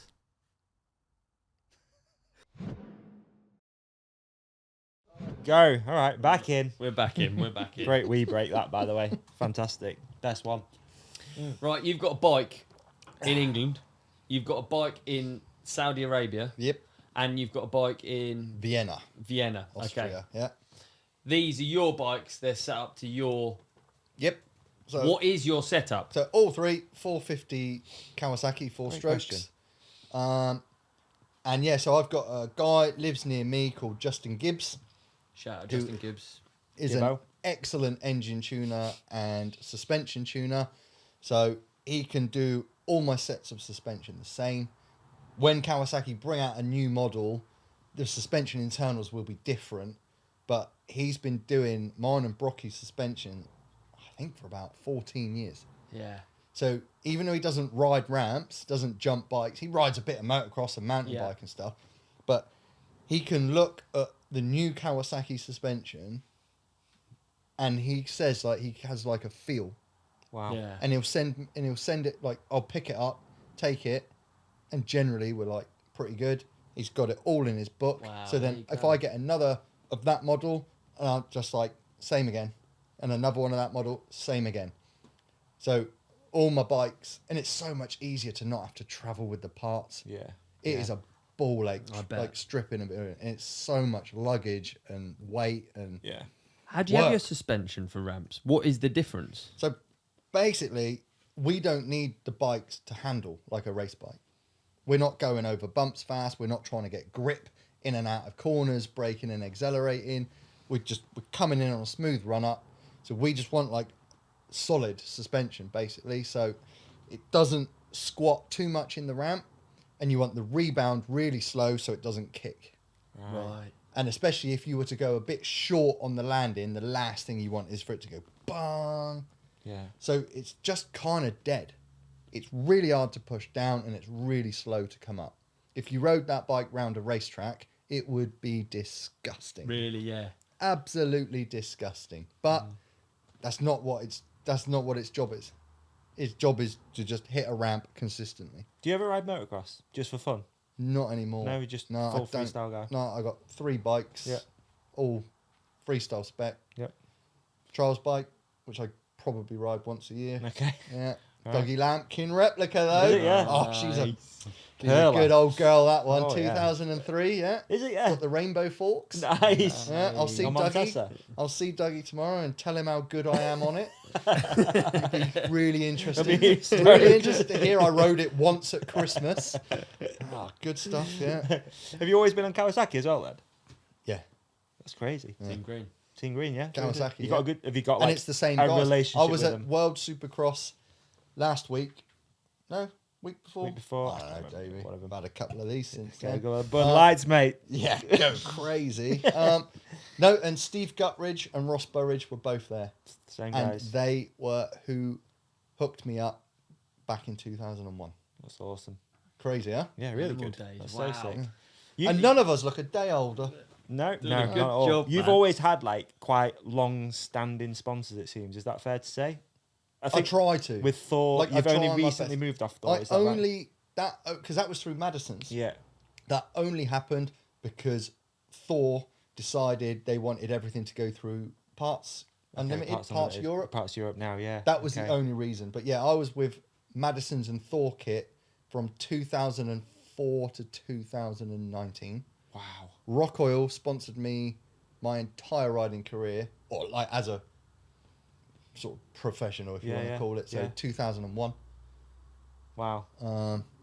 That's cool, isn't it? Yeah. That's good. I think there's people always notice that from the outside looking in. I don't think it's a good look when riders chop and change No. all the time. Now, I understand if you're like the Yeah. big dog and you got to make the money while you can, and, you know, another brand come in and they're offering 50 grand a year more or whatever it may Yeah. be, I get it. Yeah. You've got this window of being that guy because someone else is going to push you off. So go make the wedge while you can. But in my sort of situation, I'm a solid show rider. I'm never going to be this elite competition, you know, top 5 guy. Yeah. So I just want sponsors that look after me and sort me out good stuff. Yeah, yeah. Really? You can tell. Like, I think there's loads of value in that, of having those long-standing relationships, and you become like associated. Like, you can't imagine you riding anything other than a green bike. Do you know what I mean? No, but I think the good thing as well with my sponsors, I'm not very active on social media. No, I was going to Like, ask you about I'm that. not, man. That was I think last year someone looked and I posted 4 times. yeah. I probably shouldn't even say this. No, it's interesting. No, but I don't want my sponsors to hear. I'm sure they've seen. Yeah, I do. I'm sure they look. They're not. Like when I ask for stuff, they're like, "Do you still ride?" No way. Why is that though? I'd love to know. Like, I don't know. it's fair. I don't really know what it is. I find when people go so hard on social media, I do find it a bit toe curling, and it's just a bit so desperate for attention. Yeah. And then I think I'm quite critical of my own riding. So I see a picture and I go, "That's not good enough," or it might be good, but I'm like, I posted that 3 months ago, Yeah. so okay. this will be I'll be posting 2 the same in a row. Yeah. So that's no good. No, it's interesting though. It is interesting to think about, like, So- why you don't use but- it so much. But they see the value in the fact that, like, I was trying to work out, because I did a bunch of good shows in like 1 week, and I think I sat down, I worked out what the gate attendance was roughly, and I was like, I would guess, because obviously not everybody watched me ride, I guess, but I reckon this week 50,000 people watched me jump my bike. Yeah. That's a lot. Yeah, and That's I'm this on week, the mic. and you did World Supercross the week Yeah, before. yeah. And So I'm that's another like, and I'm 20. going, here I am. My name's Jamie Squibb. I'm going to be trying to do a bit of onboard commentary while I ride. I'm riding the 450cc Kawasaki machine. Yeah. That's amazing. But I think sometimes that you got to consider That's maybe not bad. That completing might that. actually have quite a lot of value compared to like someone from Indonesia liking a picture of me doing another whip. Yeah. Yeah. I don't really know where I stand. Yeah. I agree with you. And I don't want to do. shit on social media. No. I'm not trying to like shit on people. But I that think it's interesting when you go can complete hard. that loop though. And I know a lot of, again, if you're like one of those elite level riders, it's in your contract. Yeah. But you can tell because they're desperately looking for something to post. And you're like, give it a rest. Just go walk your dog. Have a nice day. Yeah. Well, Stop it's worrying. a trap, isn't it? It is a trap. You do get a trap. stuck in it as well. It's It is good. a trap. But also, I guess you have those. But I think as well, I'm 41 years old. I'm not cool. Do you know what I mean? Like, I'm good with that. Like, I'll make you laugh when we drink a beer in a bar. But I'm not cool. And that's okay. Probably quite a few people would disagree. But Yeah, I think so. Yeah, I fat, disagree. fat dads at barbecue might still be like, he's still riding freestyle. I've got 7 kids, none by the same woman, and I'm fucking bankrupt. And hey, oh, Squibby's still doing backflips. Fair play. And their guts out here, whereas mine's just on its way, you know?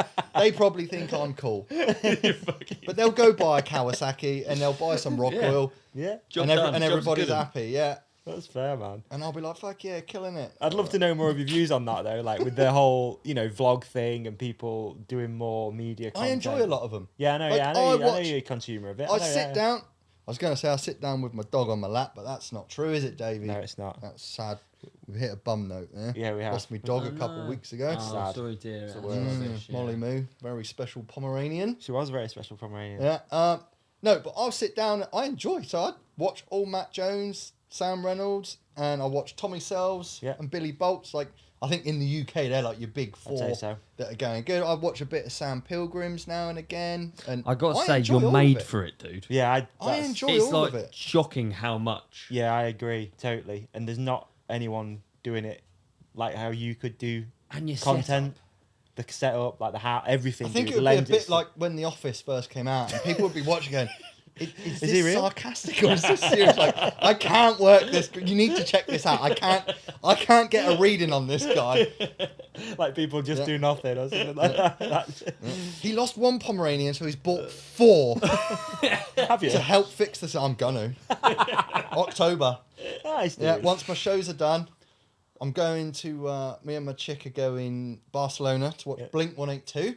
Nice. Oh, very nice. Nice. It's a generation, isn't it? Blink 182. That'd be a good one to do a show at.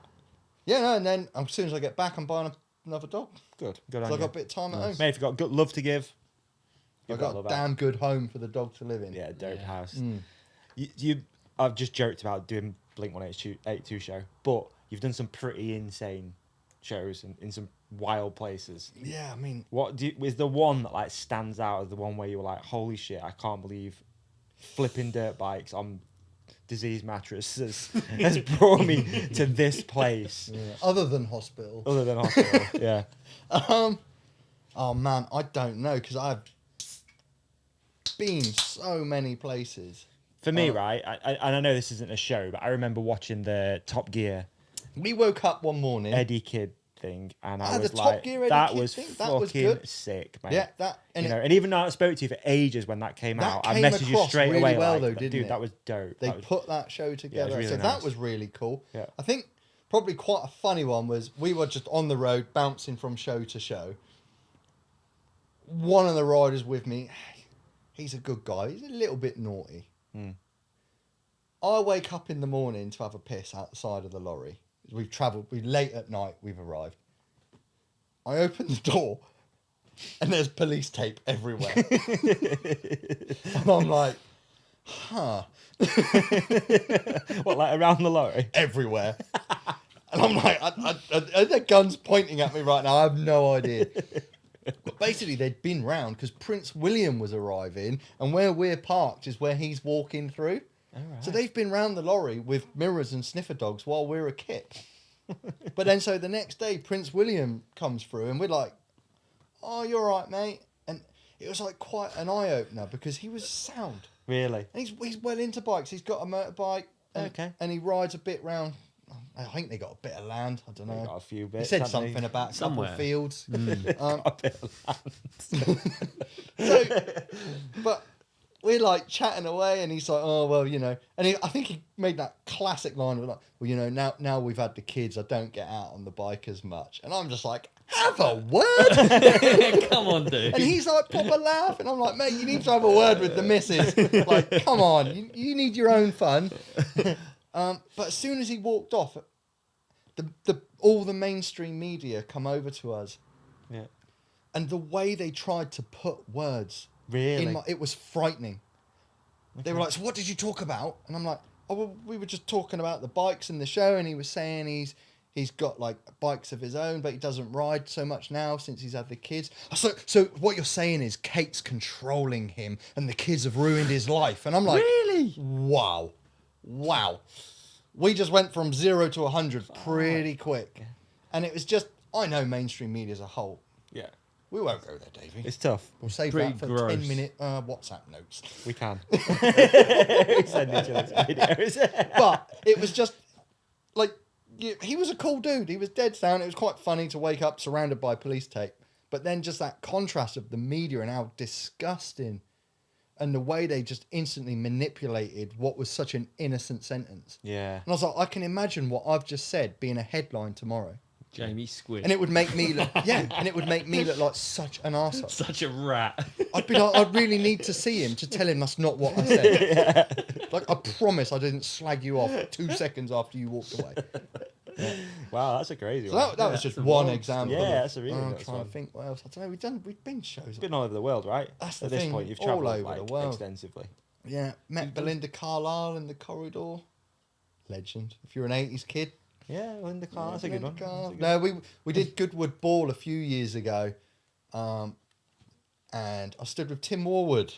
Oh, You must know Tim. Yeah. Yeah. Tim's been on the podcast. Just finished practice, sat next to him. This Range Rover rolls up with all blacked out windows. Window opens and this guy leans out and goes, do you know how to get out of here? And it was Simon Cowell with Danny Minogue. No way. Yeah. She Hey, scrubs that's a up well, headline. doesn't she? That's the headline. So they're dating, do you think?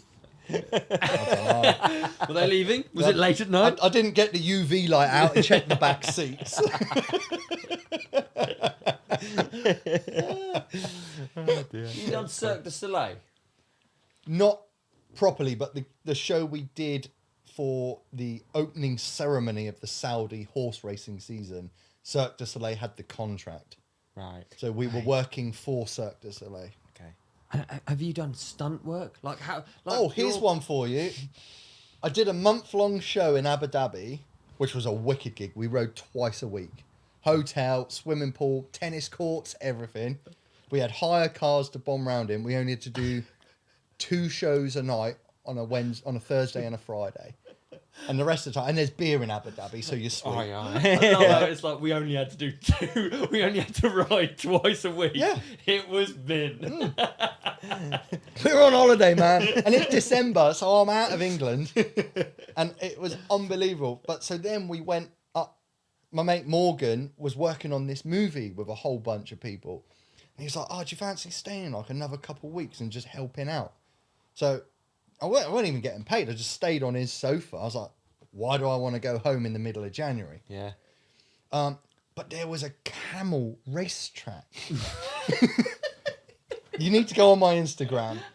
I go around this camel racetrack on this bike, a 450 Cowie, but it's all blacked out and taped up for the movie and stuff. So I'm in like sunglasses, my bell helmet, but like trainers and t-shirt. Oh no, a shirt and tie because it was a school movie. And we rip this camel racetrack hard. It's like 50 foot wide, groomed, and it just flows through the dunes. And you're like, we need a helicopter to film this, not the movie. Wow. But the guy that owned all the camels and the horses, he literally said, if he does that again, he will disappear. Oh, really? That was it. Like, if I went on that camel track again, they were going to kill me and bury me in the desert. Whoa. And I had no idea. You just rip him round. I was like, I'll rake the sand back. It's fine. I think the camels, what are their horses worth? Rock bottom, 5 million? Yeah. Yeah. What, camels the same? Oh, yeah. Camels seem more sort of salt of the earth, don't they? If Horses got an attitude If problem. you mistreat or disrespect a camel in like the Middle East, like you're in major trouble. Disrespect it. Yeah. Wow. Yeah. Like, fucking In camel. what way? Because it will spit in your face, or because? No, because the owner Okay. Yeah. won't be happy. I mean, you probably have to cut this, but let's be perfectly honest. They respect camels more than women. Yeah. Yeah. You can leave it in. It's Yeah, no it's- bother to me. No, it is. I want to earn more money out there, right? So cut it out. Cut it out. I've just made a financial decision. I don't care about being beheaded, but I want to get paid before I do.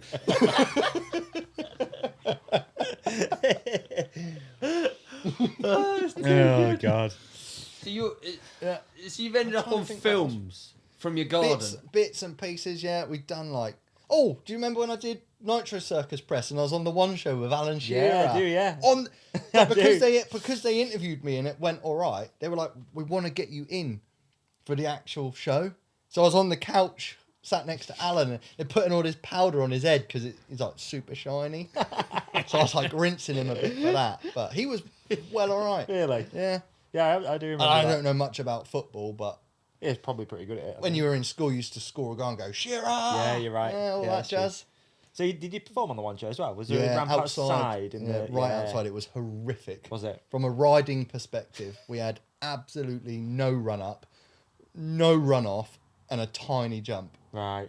but we still wanted to try and make it look good because the amount of effort that went into even making it happen. Yeah. It was one of the most stressful days of my life. Really? Yeah, just getting the lorry into central London. Lorry as well. Parked it, but then they blocked it all in, so I couldn't get out. And then I drove out this one barrier of this car park, but I towed the takeoff behind the lorry. Yeah. So the sensors in the back of the lorry and dropped the barrier, like the arm. Oh, fuck it. So I just kept driving, just ripped the barrier clean out the wall with the takeoff. I'm like, otherwise, like, we've got to get set up and we're filming live in like 2 hours. Yeah. Like, this is non-negotiable. Yeah, I wasn't just being a rebel. And then we set up and like, they said we couldn't have back to the wall. So they were trying to cut like another 4 meters out of the run up. And I'm like, we have to have to the wall. Like, just stop people. Like, people aren't going to be walking round the back while we're filming anyway. So just let us have to the wall. And this guy starts going, I'm gonna can the whole thing. And I went, fucking can it then. I just want to go home now. And this woman from Nitro Circus, she's crying. She's like, please, please. Like, she'd probably sent about 5,000 emails. And she's like, Squibby, please, just please. And I was like, look, it's not me, it's him. Like, I'll ride. Like, But I'm here to ride. But I need like, a run up. I can't physically get over that jump without... And if the jump's any smaller, I can't even take my limbs off the bike. But it all actually went really good. And then, yeah, so they actually got me in the studio, sat next to Alan Shearer. That's a career So that was- highlight. that was That's a up there, random innit? one, That's super yeah. up there. That's sick. Yeah, I mean, I don't really know what else. It's just that. It's been 20 years, do you know what I mean? Like, you can't remember You're it all, just can at you? it. You're It just feel at like it. a job at some stage. Like from the outside, that just seems Yeah. like the craziest career. Yeah. You're racing camel tracks, you're doing backflips, you're doing films, you're doing shows. Yeah, of it's- course. But like what we're doing here is drinking a beer and skimming highlights. Yeah. Whereas there's The last days few years, I where the think, have been motorways are fucked and the weather's fucked and the lorry breaks down and the people that you're working for are dicks. Yeah, no doubt. And but it's just And awful. COVID years were It's awful. rough on you, right? Real on a lot of people. Yeah. Shit. Yeah. Super shit. No furlough. Limited company. Runs from home. No furlough. Yeah, that's tough. yeah, so riding though. That's what I'm yeah. interested in. So Like- riding has changed over the course of the time you've been doing it. Obviously, yeah. right? But You so is your age. You've gone from Yeah. late teens to early 40s. Like Yeah. that is a substantial difference in a person to still be doing. Most people don't even do the same job for that Yeah. long, do they? No, true. No, you're Really? quite right. Yeah. Yeah. But you still obviously enjoy it. You're still enthusiastic Yeah, about it. yeah, You still love it. It's obviously Yeah. giving you a Great. Exactly. Like, And, like yeah. you ride bikes. Yeah. You go ride some days and just the dirt's prime because it rained the night before, but not too much, and there's no wind, and it's not too hot, it's not too cold, and you're like, and you have that energy, and there's Yeah. some like good dudes with you, and it's just one of them days that you're like, God, that was such a good day, and you have another day where something's all booked in, and they've sent a cameraman, the weather's shit, you had a shit night's sleep, something feels off with your bike, and I don't know, your missus has got the ump about something, and you're just like, God damn, I don't want to be here. I don't want to be here. I don't want to jump this jump. Shit. Just give me a regular job. Well, Go back in at that that point, scrapyard. it is a regular Yeah, job, of isn't course, it? yeah. It is a regular job. Yeah. Yeah. But that's like, you got to be really careful because people sat listening to us chat on now that do work a regular job are listening to me moan about that, and they're potentially like, you ungrateful fucking dickhead. Like, come on, man, I would kill. But 23 years later, you're like, I don't want to die. Like, I'm not here to give my life to this. I'm not cannon fodder. Yeah. Like, Yeah. and I know what I'm doing. I know exactly what I'm doing, and I know exactly what I can do when the conditions are good. And I try and say to people at events, I'm like, when everything is absolutely perfect, freestyle motocross is really dangerous. Yeah. Isn't it? Yeah. Like Oh, it is. so many You're letting go of variables. a motorcycle many 40 variables. feet high in the air to a steel lorry. Yeah. Like, it's dangerous when it's perfect. Yeah. Never mind when it's piss wet and blowing a gale and They're running an hour late, and they're like, right, go now. Like, whoa. Yeah. And you're like... Speaking of it being perfect, what do you, like, looking at freestyle motocross as a sport now, what do you see? Because I know what I see, and it's kind of ludicrous and very, not even anything I can comprehend. It becomes even attempting. increasingly unobtainable for somebody to get involved with. Yeah. Absolutely. And going back to our what's friends... your starter pack now? 100 grand for all the airbags and ramps? Yeah. Exactly. Yeah. Whereas when I started, we welded up the first ramp out of some steel that my old man scrounged off a building site. Yeah. And it probably cost 40 quid. It does seem like really unattainable. Yeah. Like super unattainable. And the like the tricks and everything is just... Freestyle you do it, almost so what got do you too see? gnarly. Do you think? Look at what they have to build now for what they're doing. Like if you look at Harry Bink and Sheeny? Something like that? Well, Sheeny with the triple Jo Archer. So Harry and Jo have just taken the triple flip now, and it's looking like they'll be aiming to do it. I don't know if you saw the setup that they built the other day at Mid Americas. Yes, with the big air. The landing was 30 foot tall. Yeah. And they had a full blown crane to bring in the airbag cover. Who's looking at that going, oh, we should build that? Yeah, we should have a crack at that. It's true. Do you know what I mean? Yeah. But what does it do to the sport? To triple flip. Yeah. We did a live watch along to the triple flip. It was the shittest thing ever. But it was the shittest segment. Because you can't even put words to it. We couldn't. We were just like... Yeah. It's just, what do you say? And the work... It's just nuts. The work that they're putting in and the level of gnarly that those boys are taking it to. And obviously, not just the triple flip, like anything that's progressing freestyle motocross now is so far gone from where it started. Yeah. It's insane. And the facility you need to reach that level. So if you're a competitive person, it's like, I want to get into freestyle motocross, but I want to be top level. You better have some wedge. Yeah. Or some or serious just connected backing. or like... And you better be prepared to die. Yeah.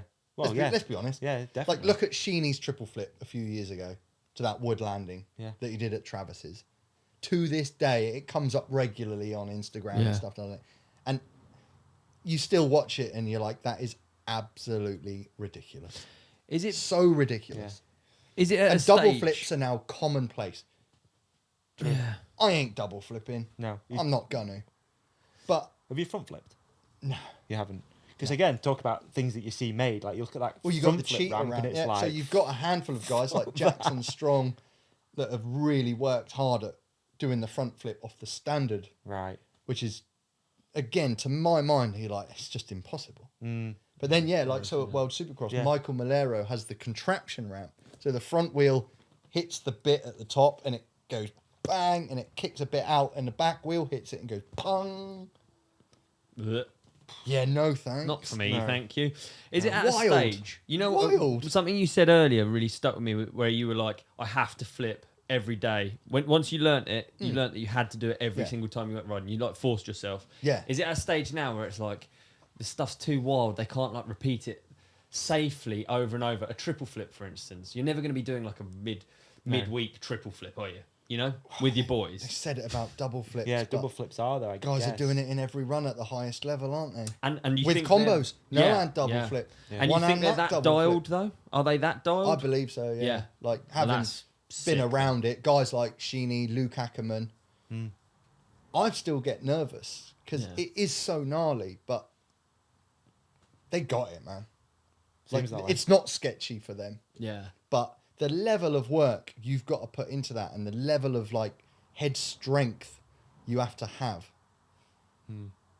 it ain't for Joe Bloggs, is it? It's not like it's not like getting a mountain bike and poodling down a hill and going, that was mega.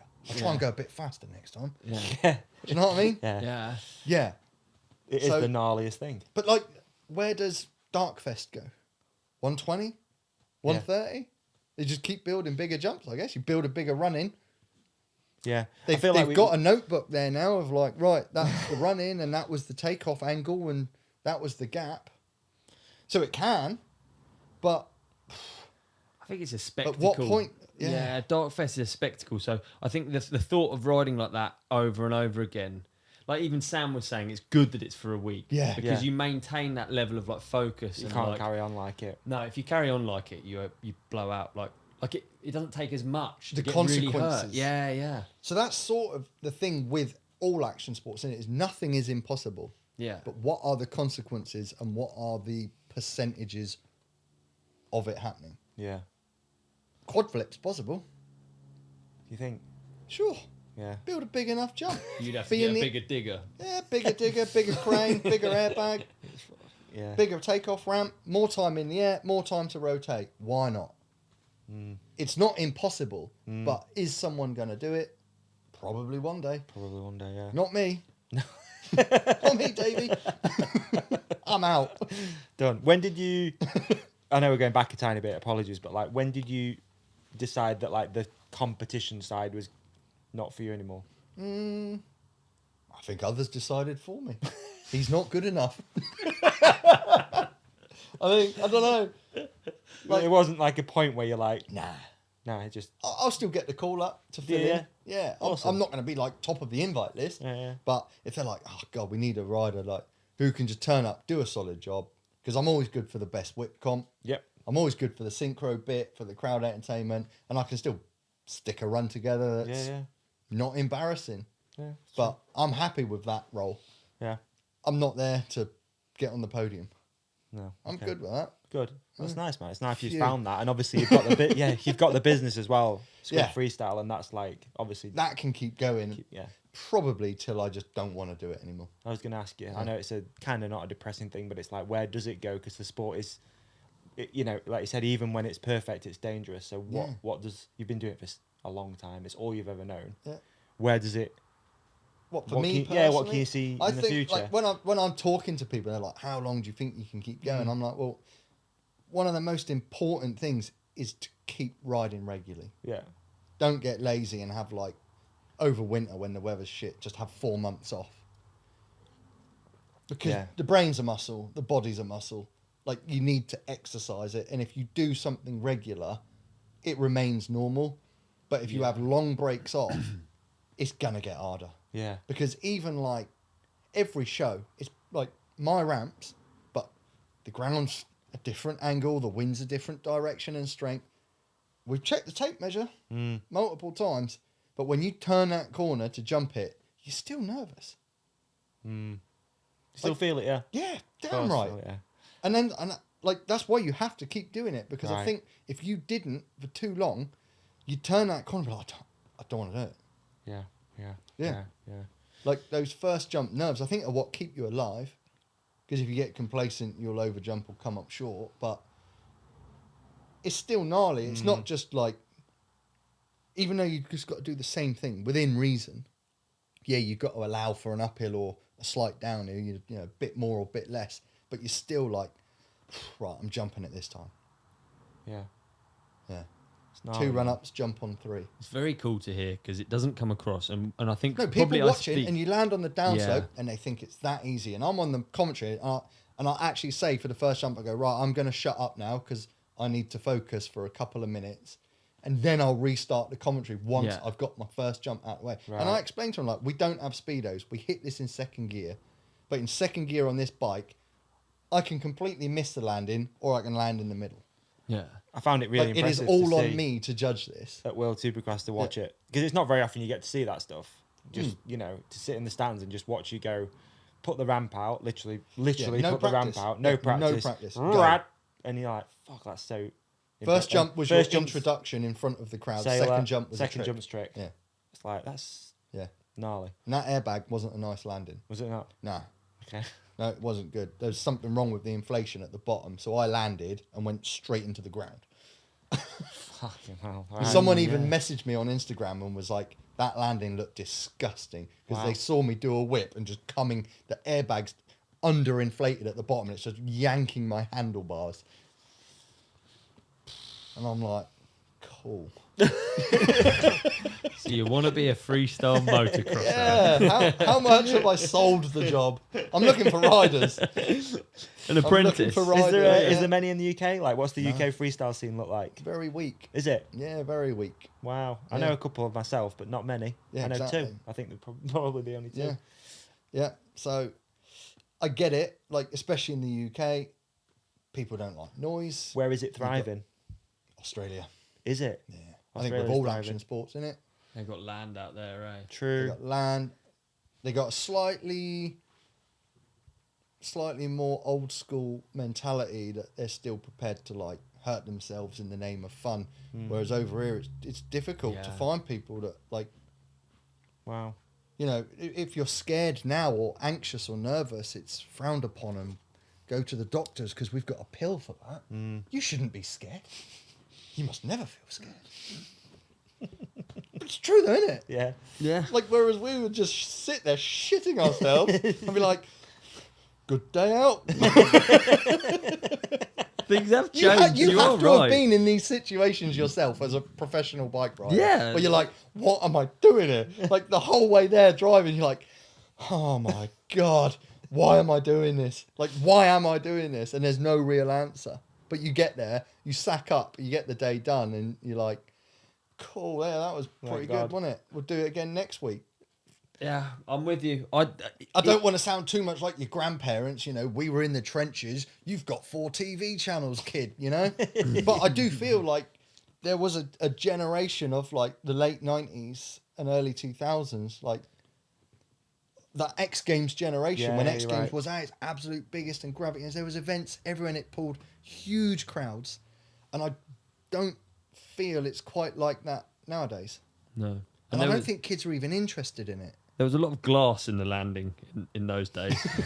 Like a lot of like sort of hardcore fridges. needles, Yeah. Bits of Bits glass. of There brick. was though, wasn't there? Yeah, Yeah. yeah. Yeah. True.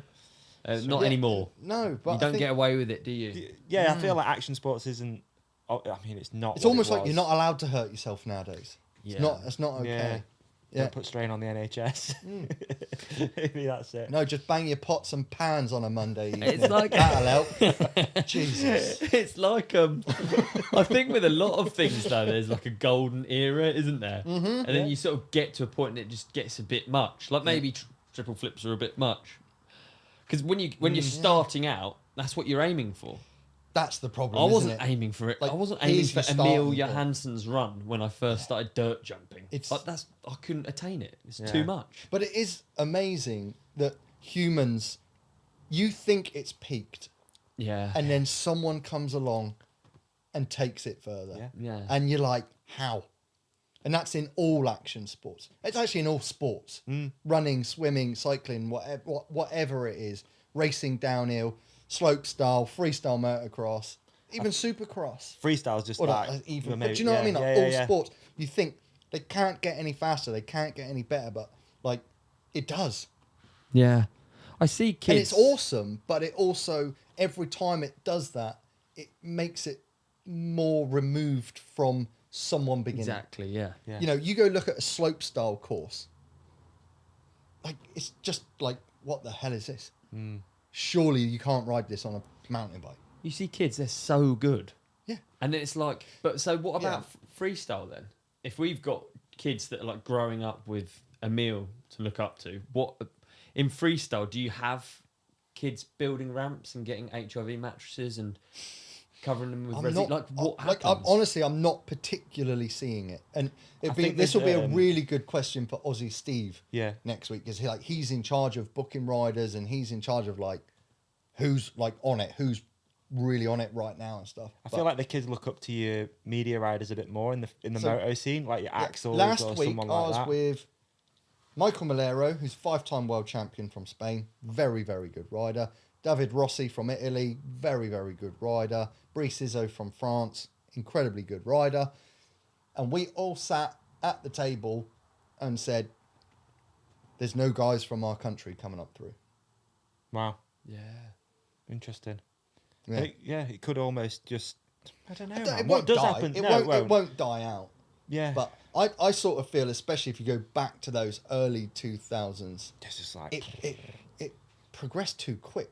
Yeah. It almost needed like a business plan. Like, Travis, you don't double flip for Travis, a few more years. chill. Yeah, stop.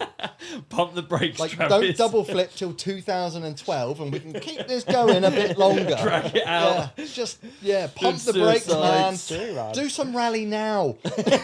Whips looking at the crowd. Yeah. Like, we need a business plan, like, to bring in a new trick. But competitive males do what they do. Yeah, accelerate it to Big egos, The big end. balls. yeah, it's A lot true. of money on the line back then. Yeah, Big amounts of money. Yeah, I did yeah. And, pound. it inevitably ends up just progressing so rapidly. Yeah. It was insane. It's like almost unnecessarily. Yeah. I mean, I can't think of another sport that blew up as fast and progressed as fast as freestyle. No, you're right. I think, and I Fro- know we from are its, tuned like, into it. birth But yeah. to- It's so fast. To like 5, 6, 7 years later, like, this is ridiculous. Yeah. That's so true. I was going to So say true. yo-yos. They went pretty steep. The yo-yo, yeah. Peaks and troughs. Was that a yo-yo gag? Trying. That'd be second Bud Light. Slow down, son. Yeah, whoa there. Slow down, son. So yeah, I don't know with freestyle, but it is something you can still enjoy. If you've got a corner of land, you can build a ramp and a landing. You can get a cheap airbag landing from China now. You don't need the all singing, all dancing, big money one. So actually, there is still a flip side to it that is still achievable. Steve posted But something on the LinkedIn. elite level is just Yeah, Steve posted on LinkedIn this thing, speaking of Steve Summerfield again, about, I think it's Not Taka. again. Yeah, I know. Taka, I can never Taka say it. Higashino. There you go, thank you. As doing this whole thing about doing a contest, which is no Old flips, school, upright, which I think uprights sick. only. Upright only Yep. tricks. And all the Well riders cool. get really excited about it. Yeah. They're like, yeah, let's do it. Yeah, That's rad. just flip the script a little bit. Yeah, but I don't think Joe Bloggs in the crowd that pays for a ticket wants to go see a show without backflips. Want to see flips, yeah. Could Yeah. part of it be that FMX is like rooted in freeride, and to bring it all the way back to your yard, you've had this freeride set up. And if you were a kid growing up, even if you had a motocross bike and you rode at the motocross track, where do you ride it in the UK? Yeah. Where do you take it? What do you do? How do you jump? Like, Yeah. Yeah. And facilities are a problem in the UK. We have noise issues. We have a whole lot of people crammed on a little island. A lot of them seem to be fairly intolerant of fun. Yeah. yeah, Yeah. yeah. And like, plus you throw in the bad weather and how much it costs, it doesn't create for like a perfect storm of talent and opportunity, No, does you're it? not selling it, to be honest, dude. But that's where I think like people that aren't stoked on the electric motorbikes, which I get, you've been to Supercross or motocross, when they're on the start line, it's powerful, isn't it? The sound. There's nothing like it, yeah. But I think potentially electric bikes coming in could create far, far better opportunity for riding facilities for a sport to grow. Because if you look at BMX and mountain biking in recent years, we have incredible facilities all over the country. Why is that? No one can hear you. You're not pissing people off Yeah. 5 miles down the road. Yeah. So maybe once the electric bikes are really up and running, you're going to have facilities, where you've got a good BMX track. They might build an electric motorbike track. Yeah. And it's all floodlit on a Tuesday night. And then you're really bringing kids into it. And there's opportunity to ride. Yeah. And if you've got a corner of land on the edge of the village, you can ride it flat out because no one can No one hear. can hear you, Whereas yeah. if you fire up a 450 on a Saturday morning and go ripping around your field, most people ain't that stoked. No. Are they? They're just not. No. Like, they're look not. at Speedway. You've always Yeah. been big into Speedway. Yeah. Exeter Speedway got shut down for Did it? noise. Yeah. And so A lot of many them have. other- A lot of them have. Yeah, a lot of them have got shut down for noise. It's a shame. Even in Imagine motocross. electric speedway. Ugh. When it went from 2-stroke to Scale 4-stroke, electric. they lost half the tracks in the United Kingdom. Is that right? Yeah, because the sound wave of a 4-stroke travels 4 times the distance of a Yeah. 2-stroke. Yeah. So when you're sat next to a 2-stroke, it might to the ear sound actually a bit louder than a 4-stroke when you blip it. But it's But not. when a 4-stroke and a 2-stroke go flat out up a hill, you can hear the 4-stroke 4 times further away. There you go. So when 4-strokes came out, And there are countries that obviously have no noise issues. America's a great one. I remember going to tracks in the States. It's getting They're stricter literally, though, isn't probably it? are now, but like they're literally like the free in a, ride stuff. You see bits and pieces, and it's like it's not as free as it once was. Like Beaumont Hills and places like that. True. And now you have camera phones everywhere. It's getting People are clamped like down, and the filming environmental issues are all being forced on everybody. True. Scary stuff. Oh man, I'm excited about this. This is like an internet unboxing we're about to do, and it's something that we've been working on for a long time. Yeah. So this is us unboxing the website for the Ride Companion Mexican Vacation 2023. Holy. Let's check it out. This is the first time you've seen the itinerary as well. I've Isn't seen it? the itinerary. Okay. You're going to basically explain what it is to me. Exactly. So this is actually online now. Okay. From this moment right now, for our listeners to go and have a look at and get hyped on. It looks so far. I'm in. He's in. It looks good fun, doesn't it? Right. So we're going to Oaxaca in Mexico. Okay. The Ride Companion will be hosting 8-day mountain bike adventure in Oaxaca, Mexico.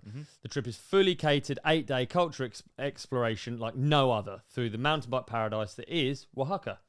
Travelers will ride Mexican loam, eat the most authentic food, visit a petrified waterfall, and see the Oaxaca unseen. Okay. All while laughing about it with the lads from the Ride Companion podcast. That's me and you. Yeah. Yeah, we're we can the do lads. that. That's the first time I've been one of the lads. Dude, I couldn't be more hyped about coming here. I've heard so much about Oaxaca, about it being like the center of Mexican mountain biking. Obviously, I've spent a lot of time over there. Yeah, you're a big Mexico fan? I'm a big Mexico fan, and to hear that this is like the Whistler of Mexico, or the, I can't wait to go and check it out. I can't wait to check it out. Yeah. What an opportunity. Big Mexican fan yourself, aren't you? Mexican food fan? Yeah, for sure. There we go. Arguably one of my favourite foods of all time. And I think as well, dude, like we've done so many of these rides, it's just fun hanging out with people and just meeting people that are in the companionship. So having the opportunity to put this like dream trip together. Yeah. And then people can come and we can spend more time with them. We can do podcasts. We're going to get sponsors involved. There's going to be so much stuff. It's a dream come true. It really is. Yeah, truly. I'm super excited as well to check out this new spot with everyone. You've never been to Oaxaca? I've never been. No, I've never been. I've only heard about it. And like, I've done a lot of riding over there, and everyone says, oh, if you like this, you got to go to Oaxaca. And so, amazing. Yeah, hyped. So day 1 is our arrival day. Yep. Day 2, we're going to Benito Juarez to Mil Rios. I don't know what that's obviously the route we're doing. Yeah, I mean, arguably one of the best routes I've heard. That's more like it. That's the tone we're going with. Yeah, it is. We're going to Day 3, we're riding at La Combra Extepeche. I think it's pointless. Dream trip. How do you even say that place? We're going to have to learn. We're going to learn together. Yeah, we are. We've got a full ride day. Day 4, we're riding to Oaxaca City, blah, blah, blah. Do you know what? There's no point in me going through that because I can't even pronounce many of the words. But what I do know is that we're finishing every day's mountain bike ride with the best meal of your life. And I believe that. I believe it as well. I believe that. I believe it. We're going to be biking down 1,000-year-old agricultural footpaths of the Zapotec peoples. Wow. Which is exciting. Culture. Yeah, I mean, Mexico's pretty good for that. There's so much like Aztec history and like architecture and stuff, even in Mexico City. So that's one aspect of this that I'm looking forward to. Like the biking obviously is a huge part of it, but to me it's going to be like 50%. The other 25 is going to be made up of culture, meeting cool people, and eating amazing food. Absolutely. And also, one thing to mention, dude, is when we're going to be doing this, December, it's going to be dreary here in the UK. You're going to need a break. You're going to want to get away.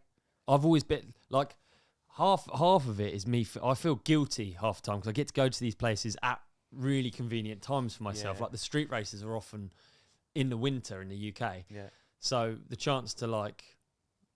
it feels like a cheat code. You Yeah. go away, it's dreary, sunny. and you're just going to like, You're drinking nice beers, hanging out with the crew. Yeah, so it's a rad opportunity to take people on the cheat code. This is going to be the dream. It is.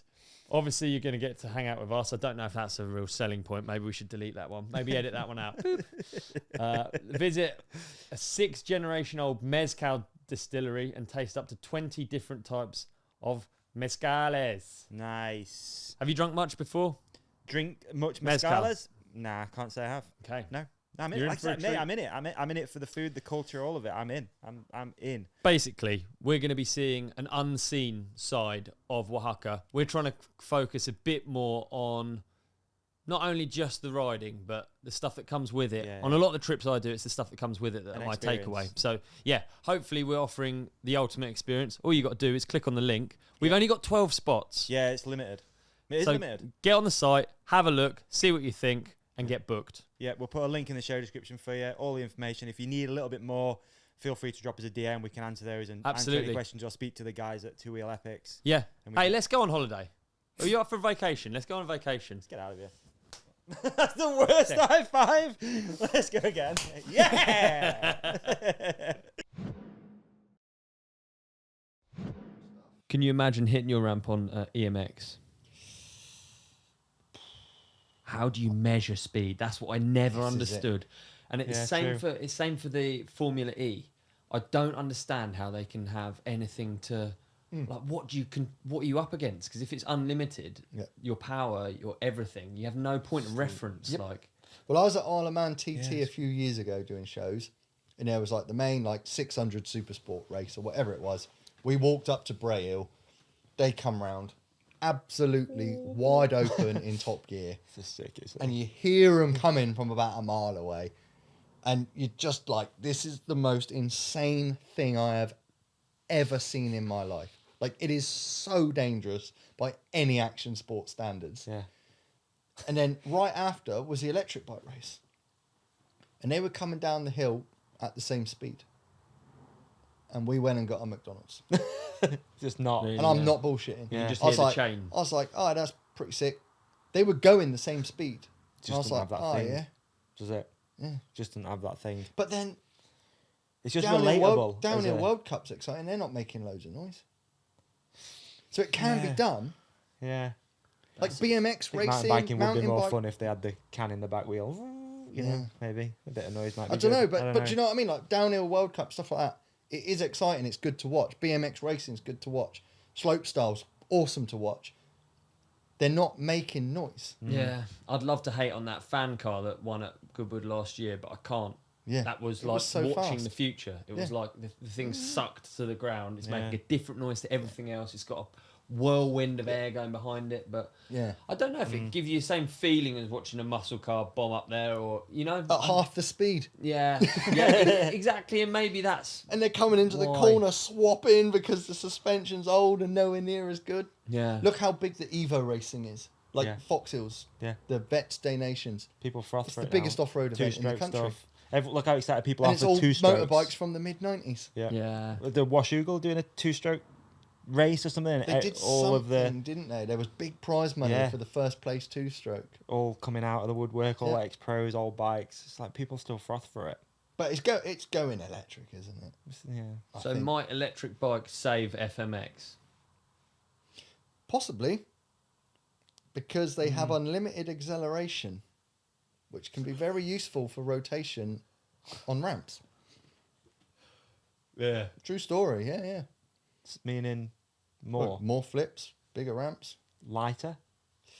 I don't know about weight because obviously current battery technology, but right now all the developments in battery technology, so they're only going to get more powerful and lighter because that's what humans do with anything we work on. At what point does it become not a dirt bike though?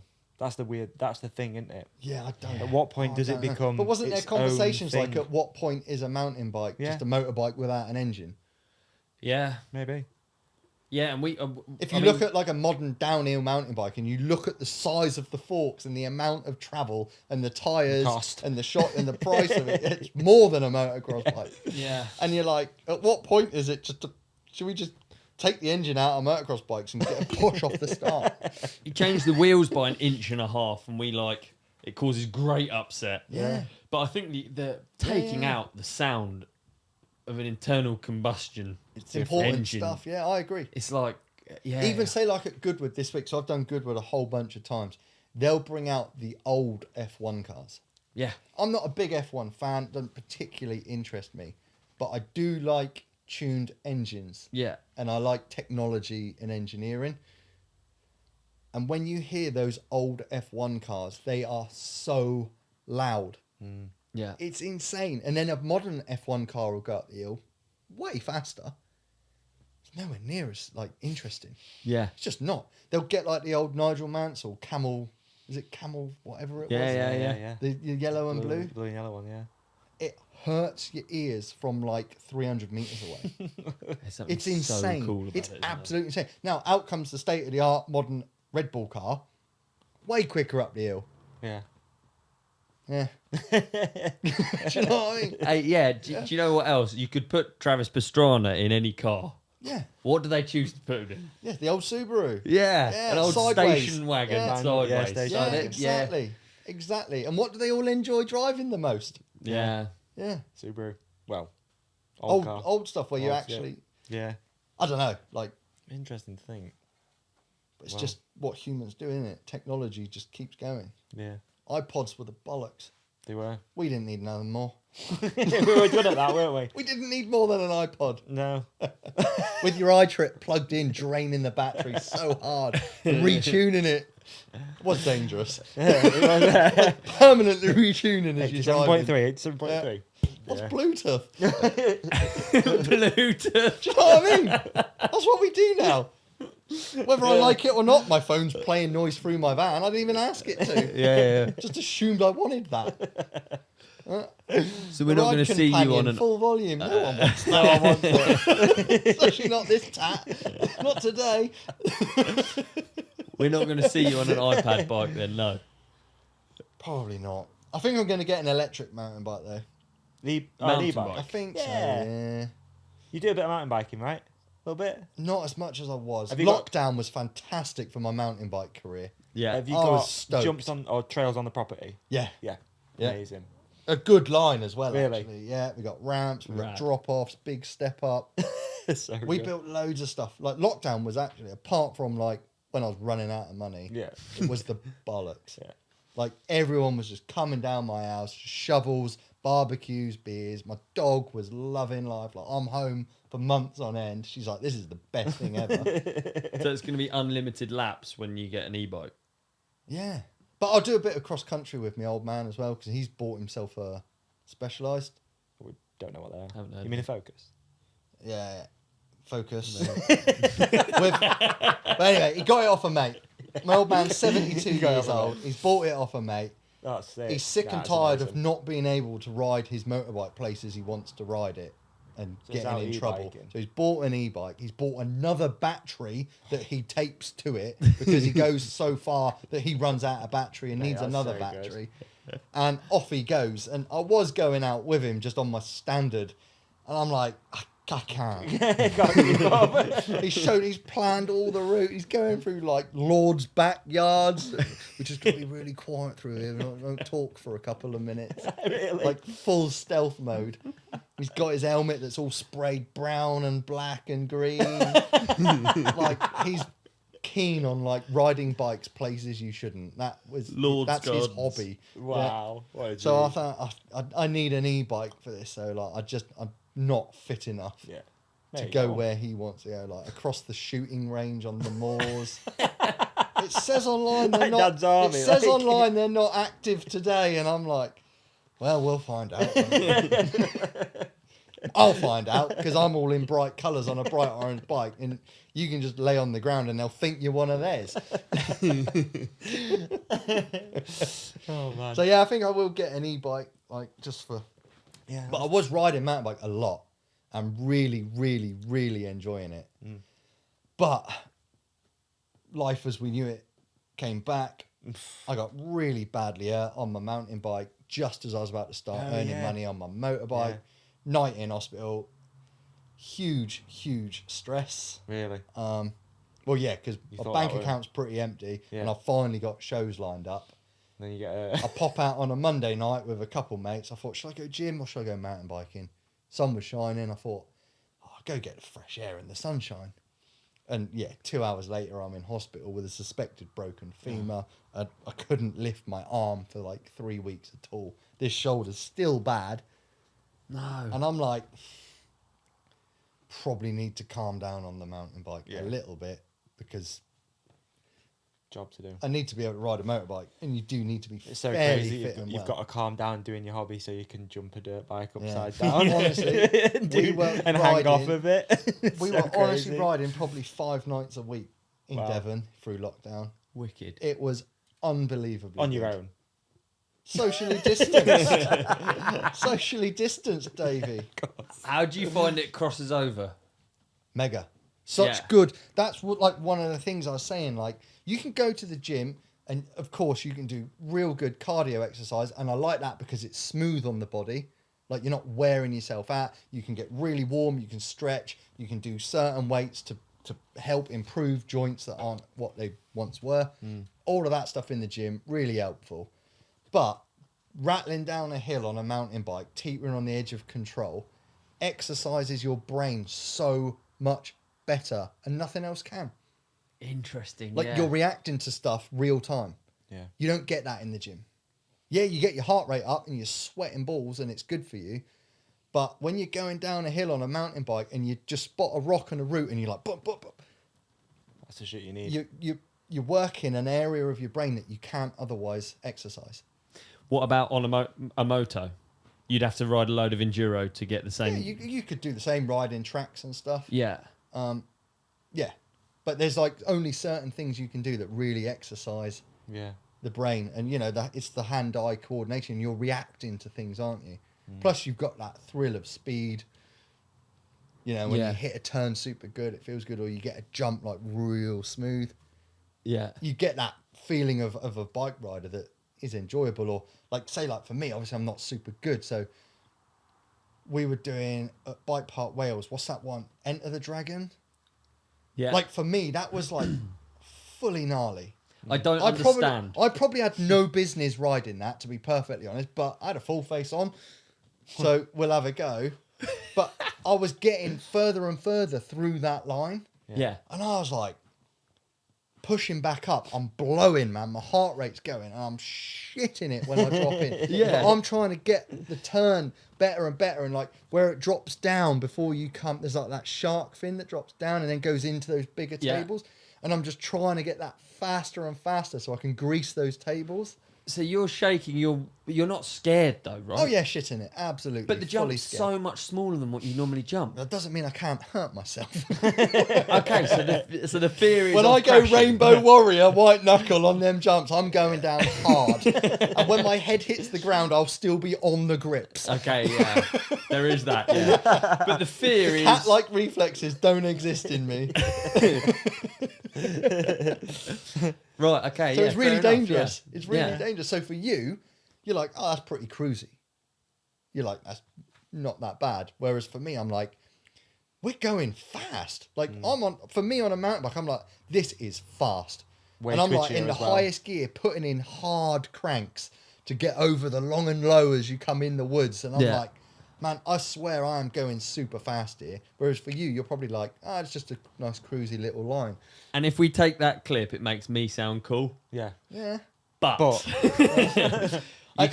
you can put the bike in second gear. You can pull the clutch in for me Yeah. and put me in front of your ramp. I had to talk And- for 2 hours to make you sound cool once. Yeah, exactly. And that's being a mountain biker around a moto guy. It sucks, dude. What can I don't know. Like, I can't compare. No, but it's kind of the same. I'm like equally joking terrible on a around. mountain bike. No, because you're going through But the it's actually really trail. interesting. 'Cause- so say like when we go masses and stuff, Adolf Silva, Andrea Yeah. Laconda guy, Yeah. obviously incredibly good on mountain bikes, but they rip on motorbikes. Yeah. Like they shred, Andrews. man. Well, yeah, actually, I saw Adolf They the other can day, and both- he's really, really good now. And Simon Godziak, yeah. he was riding practice with us on MOD. Was he? Yep, and he Wow. loves riding freestyle. And he's Yeah. hitting the ramps in a tight arena, like Wow. not that easy. And he's like doing seat grabs and like working on like trying to get switchblades like a bit more. Yeah. Because obviously with a motorbike you can get so much more separation because of the weight, which is why you can do those real high up tricks that you don't. Yeah. You can't really see it so much on mountain bike and BMX. Yeah. But you talk to like Andrea and Adolf, and they rip. Like they are not shy on mountain bikes, are they? And they're good on motocross bikes. But they're like, yeah, motorbikes are scary. Like we are scared of our motorbikes, and we have so much more respect for the moto than the mountain bike. Wow. Yeah. I sit and look at what they're doing at like Rampage and Darkfest and just at home in their backyards. And I'm like, that is ridiculous. absolutely ridiculous. But they still think like the moto's that next level. Yeah, flying. but you used to say it's ridiculous, but you'd also be like, "Give me a helmet, and I'd love to have a go." It's true. It doesn't go the other way. Yeah, that's what I think I mean. Like Andrea's like a rare exception. Yeah. I remember going to his compound. He's got a full setup. You know, he's got everything you need really to ride freestyle, isn't it? It's Edgar's old. It's Edgar's old compound. park. Yeah. And you got Remy Bisward training there full time, who's like elite level. Yeah. Yeah, it's not really like a watered down setup. But It is Adolf a just proper goes over there setup, and isn't hangs it? out and rides. Yeah. And like same at the Lides Park, and it's like legit. Yeah. Like Like I say, maybe there's just not that many that are doing both. 'Cause Yeah. I think most mountain bikers would be terrified, well, obviously, of a freestyle jump. Yeah. I think motorbikes are so big and heavy, Yeah. and they're so hard to move around Mm. compared to a mountain bike. Yeah, yeah. Which I would always find as well, like, if I tried to, like, pump something and pull up, I would just go way overkill and just... Because compared to, like, if I seat bounce and jump on my motorbike and pull back, I'm going to pull back so hard I'm hurting my shoulder Yeah. and giving Yeah, it yeah, full yeah. gas, and the bike will just go, like, maybe a Maybe a meter bit more. higher. Yeah. Yeah. Whereas if I did that on a mountain bike, you just... I mean, it's just carnage. True. Yeah, I always Yeah. noticed that about moto guys riding mountain bikes. They're very like Overkill. heavy-handed. Yeah, like I don't mean it in Yeah, like yeah. a disrespectful way, but No, they're yeah, very like absolutely. yeah. Yeah. Okay, I've got an interesting one. Okay. What are the odds, right? You've got your bike, you've set it up, and you've put Davey on it this time. Thank you. He's padded up. He's good to go. He's on the run up. You've selected the correct gear, and you can tell him what to do. Mm-hmm. Where's he going to end up?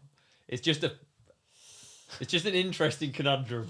I like the idea of it. The problem with a 450cc Many- motocross bike is he could literally end up anywhere. Yeah, Yeah. literally start in the, Anywhere. in the stand. He could fall off the top of the ramp, Yeah. or he could miss the landing by about 15 meters. Yeah. So you could literally go past the bottom of the landing by 15 meters on a 450 in second gear.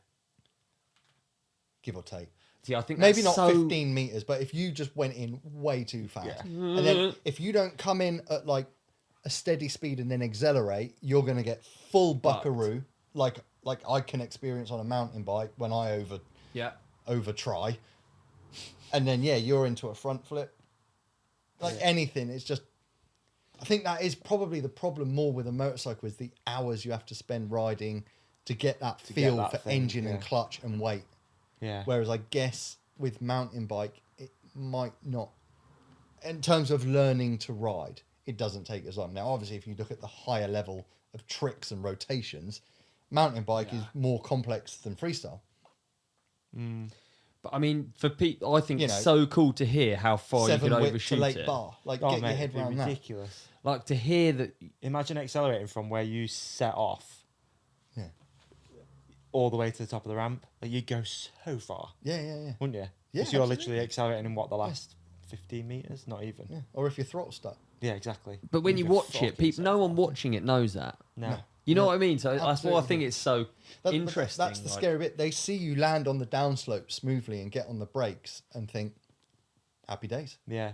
Yeah. How are you doing it? Are you doing it by engine noise? I know it's a lot of it is going to be just muscle memory, or have you got It's a kind hand of position that's everything. just like that's the It's a feeling. Warp, Everything's that's feeling. the though. thing. Everything on riding a bike, motorized or not, is feeling. yeah. You get a feel. See, that was For the a bit for me corner with or- mountain biking, jumping something new. I have no foundation of speed or feeling the speed. And I could quickly pick up, like, I hit that turn good. Or I got over that pump bump good. Like, I could know I was carrying more speed, Yeah. Yeah. but I wouldn't know if it was enough. Right. Yeah. I think that we've spoke about that a lot, about especially with dirt jumping.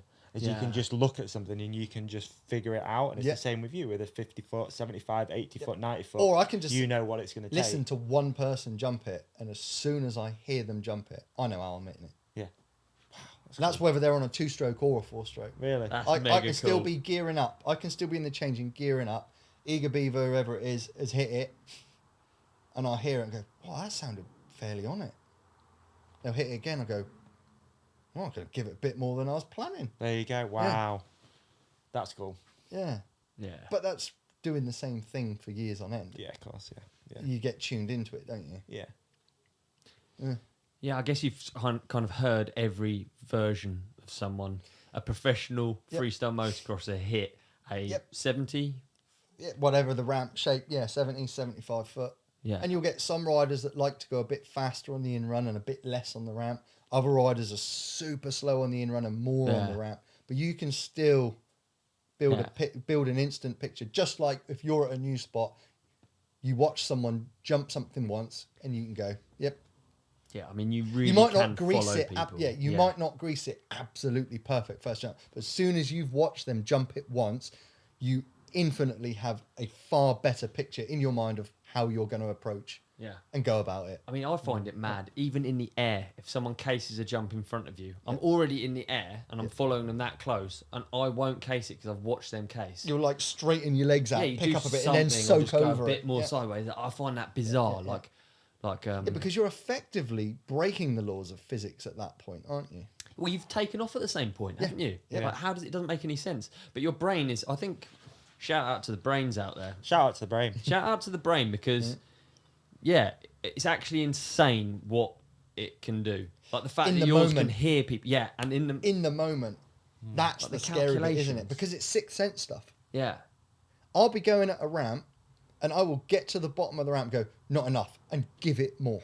And Yeah. I'll just get over the knuckle. And when you land and ride away, you're like, I have no idea what Why? made me Yeah. do that in that moment. Yeah. So same with you. You might just put in one real quick crank that you weren't planning, or just pump that extra bit hard, or you'll push through rather than just follow the lip. yeah, And you weren't planning on it, but in that fractions of seconds. yeah. And it's like an anaerobic sixth sense thing. Yeah. There is no time to process it. No. I had a wild one after in Mexico. I told you about it, didn't I? Basically, we've set up this ramp because I build the courses out there. Yeah. And we've set this ramp up and I've hit it for the first time. I was super nervous. It was like way bigger than it needed to be, blah, blah, blah. I've ridden it and I've really landed it exactly perfect. Just like, what the fuck? How did I even That went manage to- well. Yeah. And someone asked me what speed and I was like, well, I took a couple of big cranks, then I speed tucked. Yeah. That's what I swear still in my brain that's what That's I what did. you did. And then someone showed me the video. It literally has me cranking until my front wheel hits the lip. And I was like, in some ways I was impressed with my brain. That it had worked it out for itself and it got me over it. But then equally I was like, why? You still think you stuck to the original plan. Yeah, the but original the reality plan, is yeah. something took over that kept you alive. It's like, how much bullshit have I kept in my mind over the years on like how you do something or like what I've done? Yeah. Like I literally have no clue How many until friends? I'm there. How many friends have you lost giving them that advice? Mate, Yeah, just like- speed tuck, you'll be fine. Just one crank, you'll sail over it, and then there's a video of you cranking to the bottom of the lip. Oh, so he actually hates me. Yeah, exactly. But I can certainly relate to the fact it's a feeling you can't almost put your finger on it. Yeah. I mean, thank fuck you've got a 4 or 5 speed gearbox. I don't even know what a modern motorcycle has. It's 5. been that long. Yeah. 5. But we're second gear. Yeah. Especially the indoor shows, it's second gear. Yours is a good bike to buy then. Mine. Second hand. My bikes are incredibly good to buy second hand What? because they look like they're about an hour old. Yeah. And they literally haven't been round a track and it shows. Yeah. There's not a scuff on the... Are you refreshing quite often as well though? Anyway. I mean, it depends, like... It's going to be difficult now because 2024 Kawasaki are bringing out a whole new bike. Okay. Different chassis, different subframe, swing arm, Right. everything. Right. But then I've got to get 3. Yeah. So you'd always buy 3 and send. Well, I wouldn't buy 3 straight away, but I currently have 3 of the same model and they're all low hours. Yeah. So I might just run them on a bit because otherwise I'm riding a brand new 24 model here and I'm all tuned into it. And then you go. And then I get it's on a different. plane to Saudi Arabia and I'm on the old model. Yeah.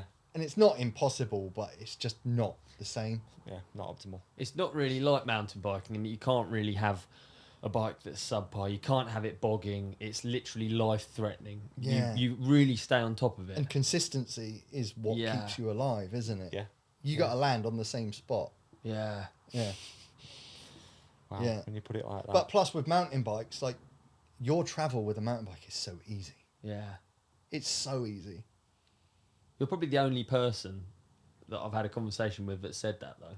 Yeah. You know, in my life, I'd speak to people who ride mountain bikes and they hate travelling Yeah, with oh them, and my I God. hate it. And it's a I pain. had to turn my handlebars I and look take at my s- pedals off. Yeah. Oh, boo-hoo. I'm like, dude, I've got an exhaust system, a rear sprocket, a set of sprocket bolts. I've got spanners. I've got triple clamp. Fair I've point. got steering dab, Got it. handlebars, flip levers, throttle tube. I've brought my standard levers so they feel the same. I've got my gear shifter. I've got my seats, my airbox, my side number plates, my radiator shrouds.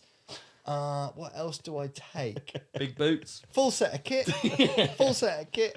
But then there's skateboarders out there. Yeah. Imagine. They don't know they're Oh. born. Dream. Oh, Or badminton. I bet they're like packing the spare balls. Like, oh, I've got to take this. Nightmare. Oh, I've got two pairs of trainers.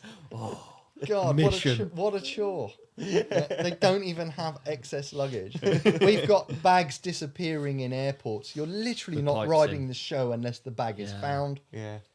Yeah, gnarly, and man. then you've got like certain airlines because obviously the rear shock is filled with gas under high pressure. You've got lithium battery because you have to keep the battery, which is modified to fit in the airbox. Yeah. So you've got lithium batteries, high pressure gas shocks. Yeah, fair It's enough. amazing anything even arrives at all. And then it's yeah, it is. about 3 hours to strip the bike and build it back Is it? with your parts. So you on get it. another one over there. sometimes, fresh, yeah. So yeah. sometimes you'd just be a 450 Yeah, Kawasaki and you in make standard it a freestyle trim. bike. Yeah. Yeah. So I did a show in. Where did I go? Flew over the Andes. Portugal. No, maybe it wasn't the Andes. Oh, and Andes. Never heard them. Have you? Santiago, Chile. Chile. Beautiful. I went to Santiago, and the bike looked like it had been ridden to the show from England. Really, It was yeah. leaking oil out the output shaft. Was it on really? The front Yeah. sprocket. There was like dents in the underside of the front. I'm like, this thing's done hers, but and they're giving it you to ride a freestyle show. I've ridden the show on it. And Really? by the last jump, I was full throttle to clear the jump. And you're No. like, oh my God. So ideally, if you're flying in with parts, you have a brand new bike. Yeah. So at least you know where you're at with Mm. a new bike. And then, but yeah, it still takes about 3 hours to take the parts off and put your parts on. Wow. And then obviously after the show, you've got to take it all off, pack it in the bag. So everything like the forks, you have to compress with ratchet straps, otherwise they don't fit Yeah. in a bag. So you got your forks squashed down to nothing for like 2 days, Jeez. which probably Yeah. isn't good for No, them. it's probably not good. And then everything's wrapped in towels, duct taped up. Yeah, and I've got like, I'll put parts inside my boot. Like the handlebars are too long, so they have to go in at a certain. It's crazy, and they want you to get it in 2 OGO 9800s Yeah. and be under 50 kilos. Okay. Okay. But they not taking any clothes on this trip, then? I've handed over like excess luggage receipts for like €1,500. Really? Yeah. Yeesh.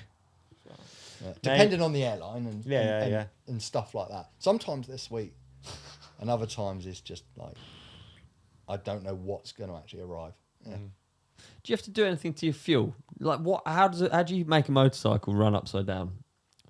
Don't do anything. Really? Yeah. Yeah, you don't do anything. You What run about up- on an old carburettor? How did that run? Well, I guess the physics keep it. There's Okay, enough. You've yeah. got a float bowl in a the two-stroke. wine glass trick. Yeah, yeah. In a two-stroke carburetor, there is. They will run if you turn the fuel Yeah. off. They will actually Yeah, run yeah. for quite a while Ages. before they start to go like boo boo boo. True. So the amount of time you're in the air is nowhere close to enough, To make and it it's not bold. under load. Yeah. Yeah. So there's more than enough fuel in the carburetor, but then add to that, like you say, the glass of wine. Yeah. That's effectively what the carburetor's. I asked doing. because of you've already answered the question partly. Like in between runs, when people are fiddling with stuff, I always wondered what it was about. That steering stabilizer is Yeah, Yeah. steering stabilizer, flip levers. there's Some no, like, riders, tick over, huh? tick over anything. 4 strokes tick over completely normally. Okay, yeah. 2 strokes, a lot of the riders wouldn't have a 2-stroke tick over, so they just keep revving it. But like, so say like where I was saying, I hook up on the gear shifter, you can buy or build like a foot hook. Yeah. Yeah. But so some of the guys have got to like put that down or pull it back up and stuff. Yeah. So you'll see them reaching down. So they might cut the end off their gear shifter. So they'll just pull the bike into second gear. Yeah. Because another scary thing is you can tap the bike. So I was riding at Andre Villa's park in Spain many years ago. And it was a set of 3 in a row. So like a 6-pack. And I tricked the middle one, landed, and it was tight. It was like, it pretty much curved into the next ramp.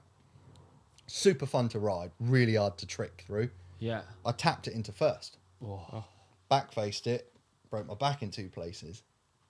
That was just from tapping the shifter with my toe. Shit. And you're in a Spanish hospital. None of the doctors speak English. Your back's broken in 2 places. And you're like, this ain't good. Just from a tap. Just from tapping the shifter with your toe that you didn't even feel it. But as I went off the ramp, the bike just revved out. Oh, yeah. Fuck. And It's you're like, terrifying. oh, here we go. Hard pack Spanish concrete. Yeah. Mate, it's been a blast. Should probably look towards wrapping up. Are we? Yeah, we're up there, aren't we? I could just keep asking questions. Yeah. I'm in one of those annoying moods. I just have so many questions. We'll have to get you on again, dude, and we'll have to go for a Please. mountain bike ride with you. I'm up for that. E-bike. Yeah, we go for an e-bike ride. That'd be good, yeah. I've seen Surrey Hills. Yeah, I'd they're like all right. to bring the Alright. lightweight. Yeah. And have a little, Yeah. have a little do. Bring Yeah, a little too one. right. Let's do Or it. next time you're down Woodies or something like that, Please. you literally drive by my woods. Is it? Yeah. you I mean, if literally only drive by I'd my known. woods. Like Woody's was amazing. So for me. you That can was the ride first- your mountain bike on the line I built Yeah, there you and go. let me know how Nice. badly built it is. No, and I'm sure clearly it's not. How little knowledge I have. And I'd I'll love say, to come and hang out again "That's as well, correct." man. Your house is rad. It's well cool. Be Yeah. so up for it. Come make some content for your new YouTube channel. Oh, blowing up, mate. Watch this Blowing space. up. Where can people find you? Plug your Instagram anyway. Just Let's in get a some. field in England. Your local country fair. Yeah, after the sheep and cows have finished shitting everywhere, I'll ride my bike through it, sulk like a bitch, and do some jumps. Now, I do have Perfect ending. Instagram, and Yeah. I was talking to someone, and I said, I'm going to post once a month this year. Yes. So Yeah, by you've the got end of 12 the year, posts there'll coming be in 12. We'll give you Yeah, some dude. assets And from I this do to the use. occasional Yeah. story. You have some assets from this to use if you want them. Have some what? Assets like, videos and photos and all sorts of I was stuff. going to say, I've got some gold in a bullion vault. That's an asset. That's an asset. YouTube followers aren't really much use to me, David. Now, I say that nicely because people are interested. I go on social media. Yeah, I just you're don't on feel there. that I have much to offer. I'm not sure. I'm not sure. That's the difference. I just go, I tell you what, we'll do an experiment. I enjoy watching other people's social media. Like I Yeah. say, I go on YouTube every week and watch all the stuff. And I watch the Gypsy Tales clips. I see Yeah. your clips. And and I watch Matt Jones, like all the guys. But I'm happy to just sit down and watch it and Let's do an experiment. And stay in isolation. if our listeners think Jamie would do quite well with a YouTube channel, they could comment something. What could they comment? Spaghetti. Spaghetti's our usual one, isn't it? Yeah. It measures. Yeah. So on your last post, we'll just see if people comment spaghetti. There'll probably be 1 or 2. You know. I I think did that'd post be from World Supercross, didn't I? So Yeah, there's sorry, a yeah. fresh one up Perfect. There's there. a fresh one up A there. freshie, two dude. photos too. Yeah, 2. There you go. Some guy sent me 2 wicked photos. and I Yeah, was like, bangers. they're good enough for the world to see. There you go.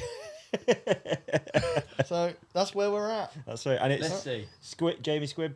What is Jamie it? Squibb. Yeah, at Jamie Squibb.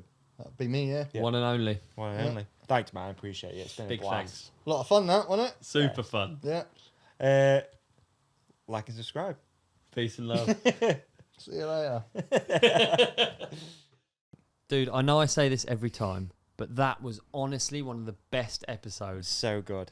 Wasn't it? Mate, no doubt people have watched this, they've enjoyed it, and they want to hang out with us more. So here's a few More. options, right? Yeah. You can watch another clip.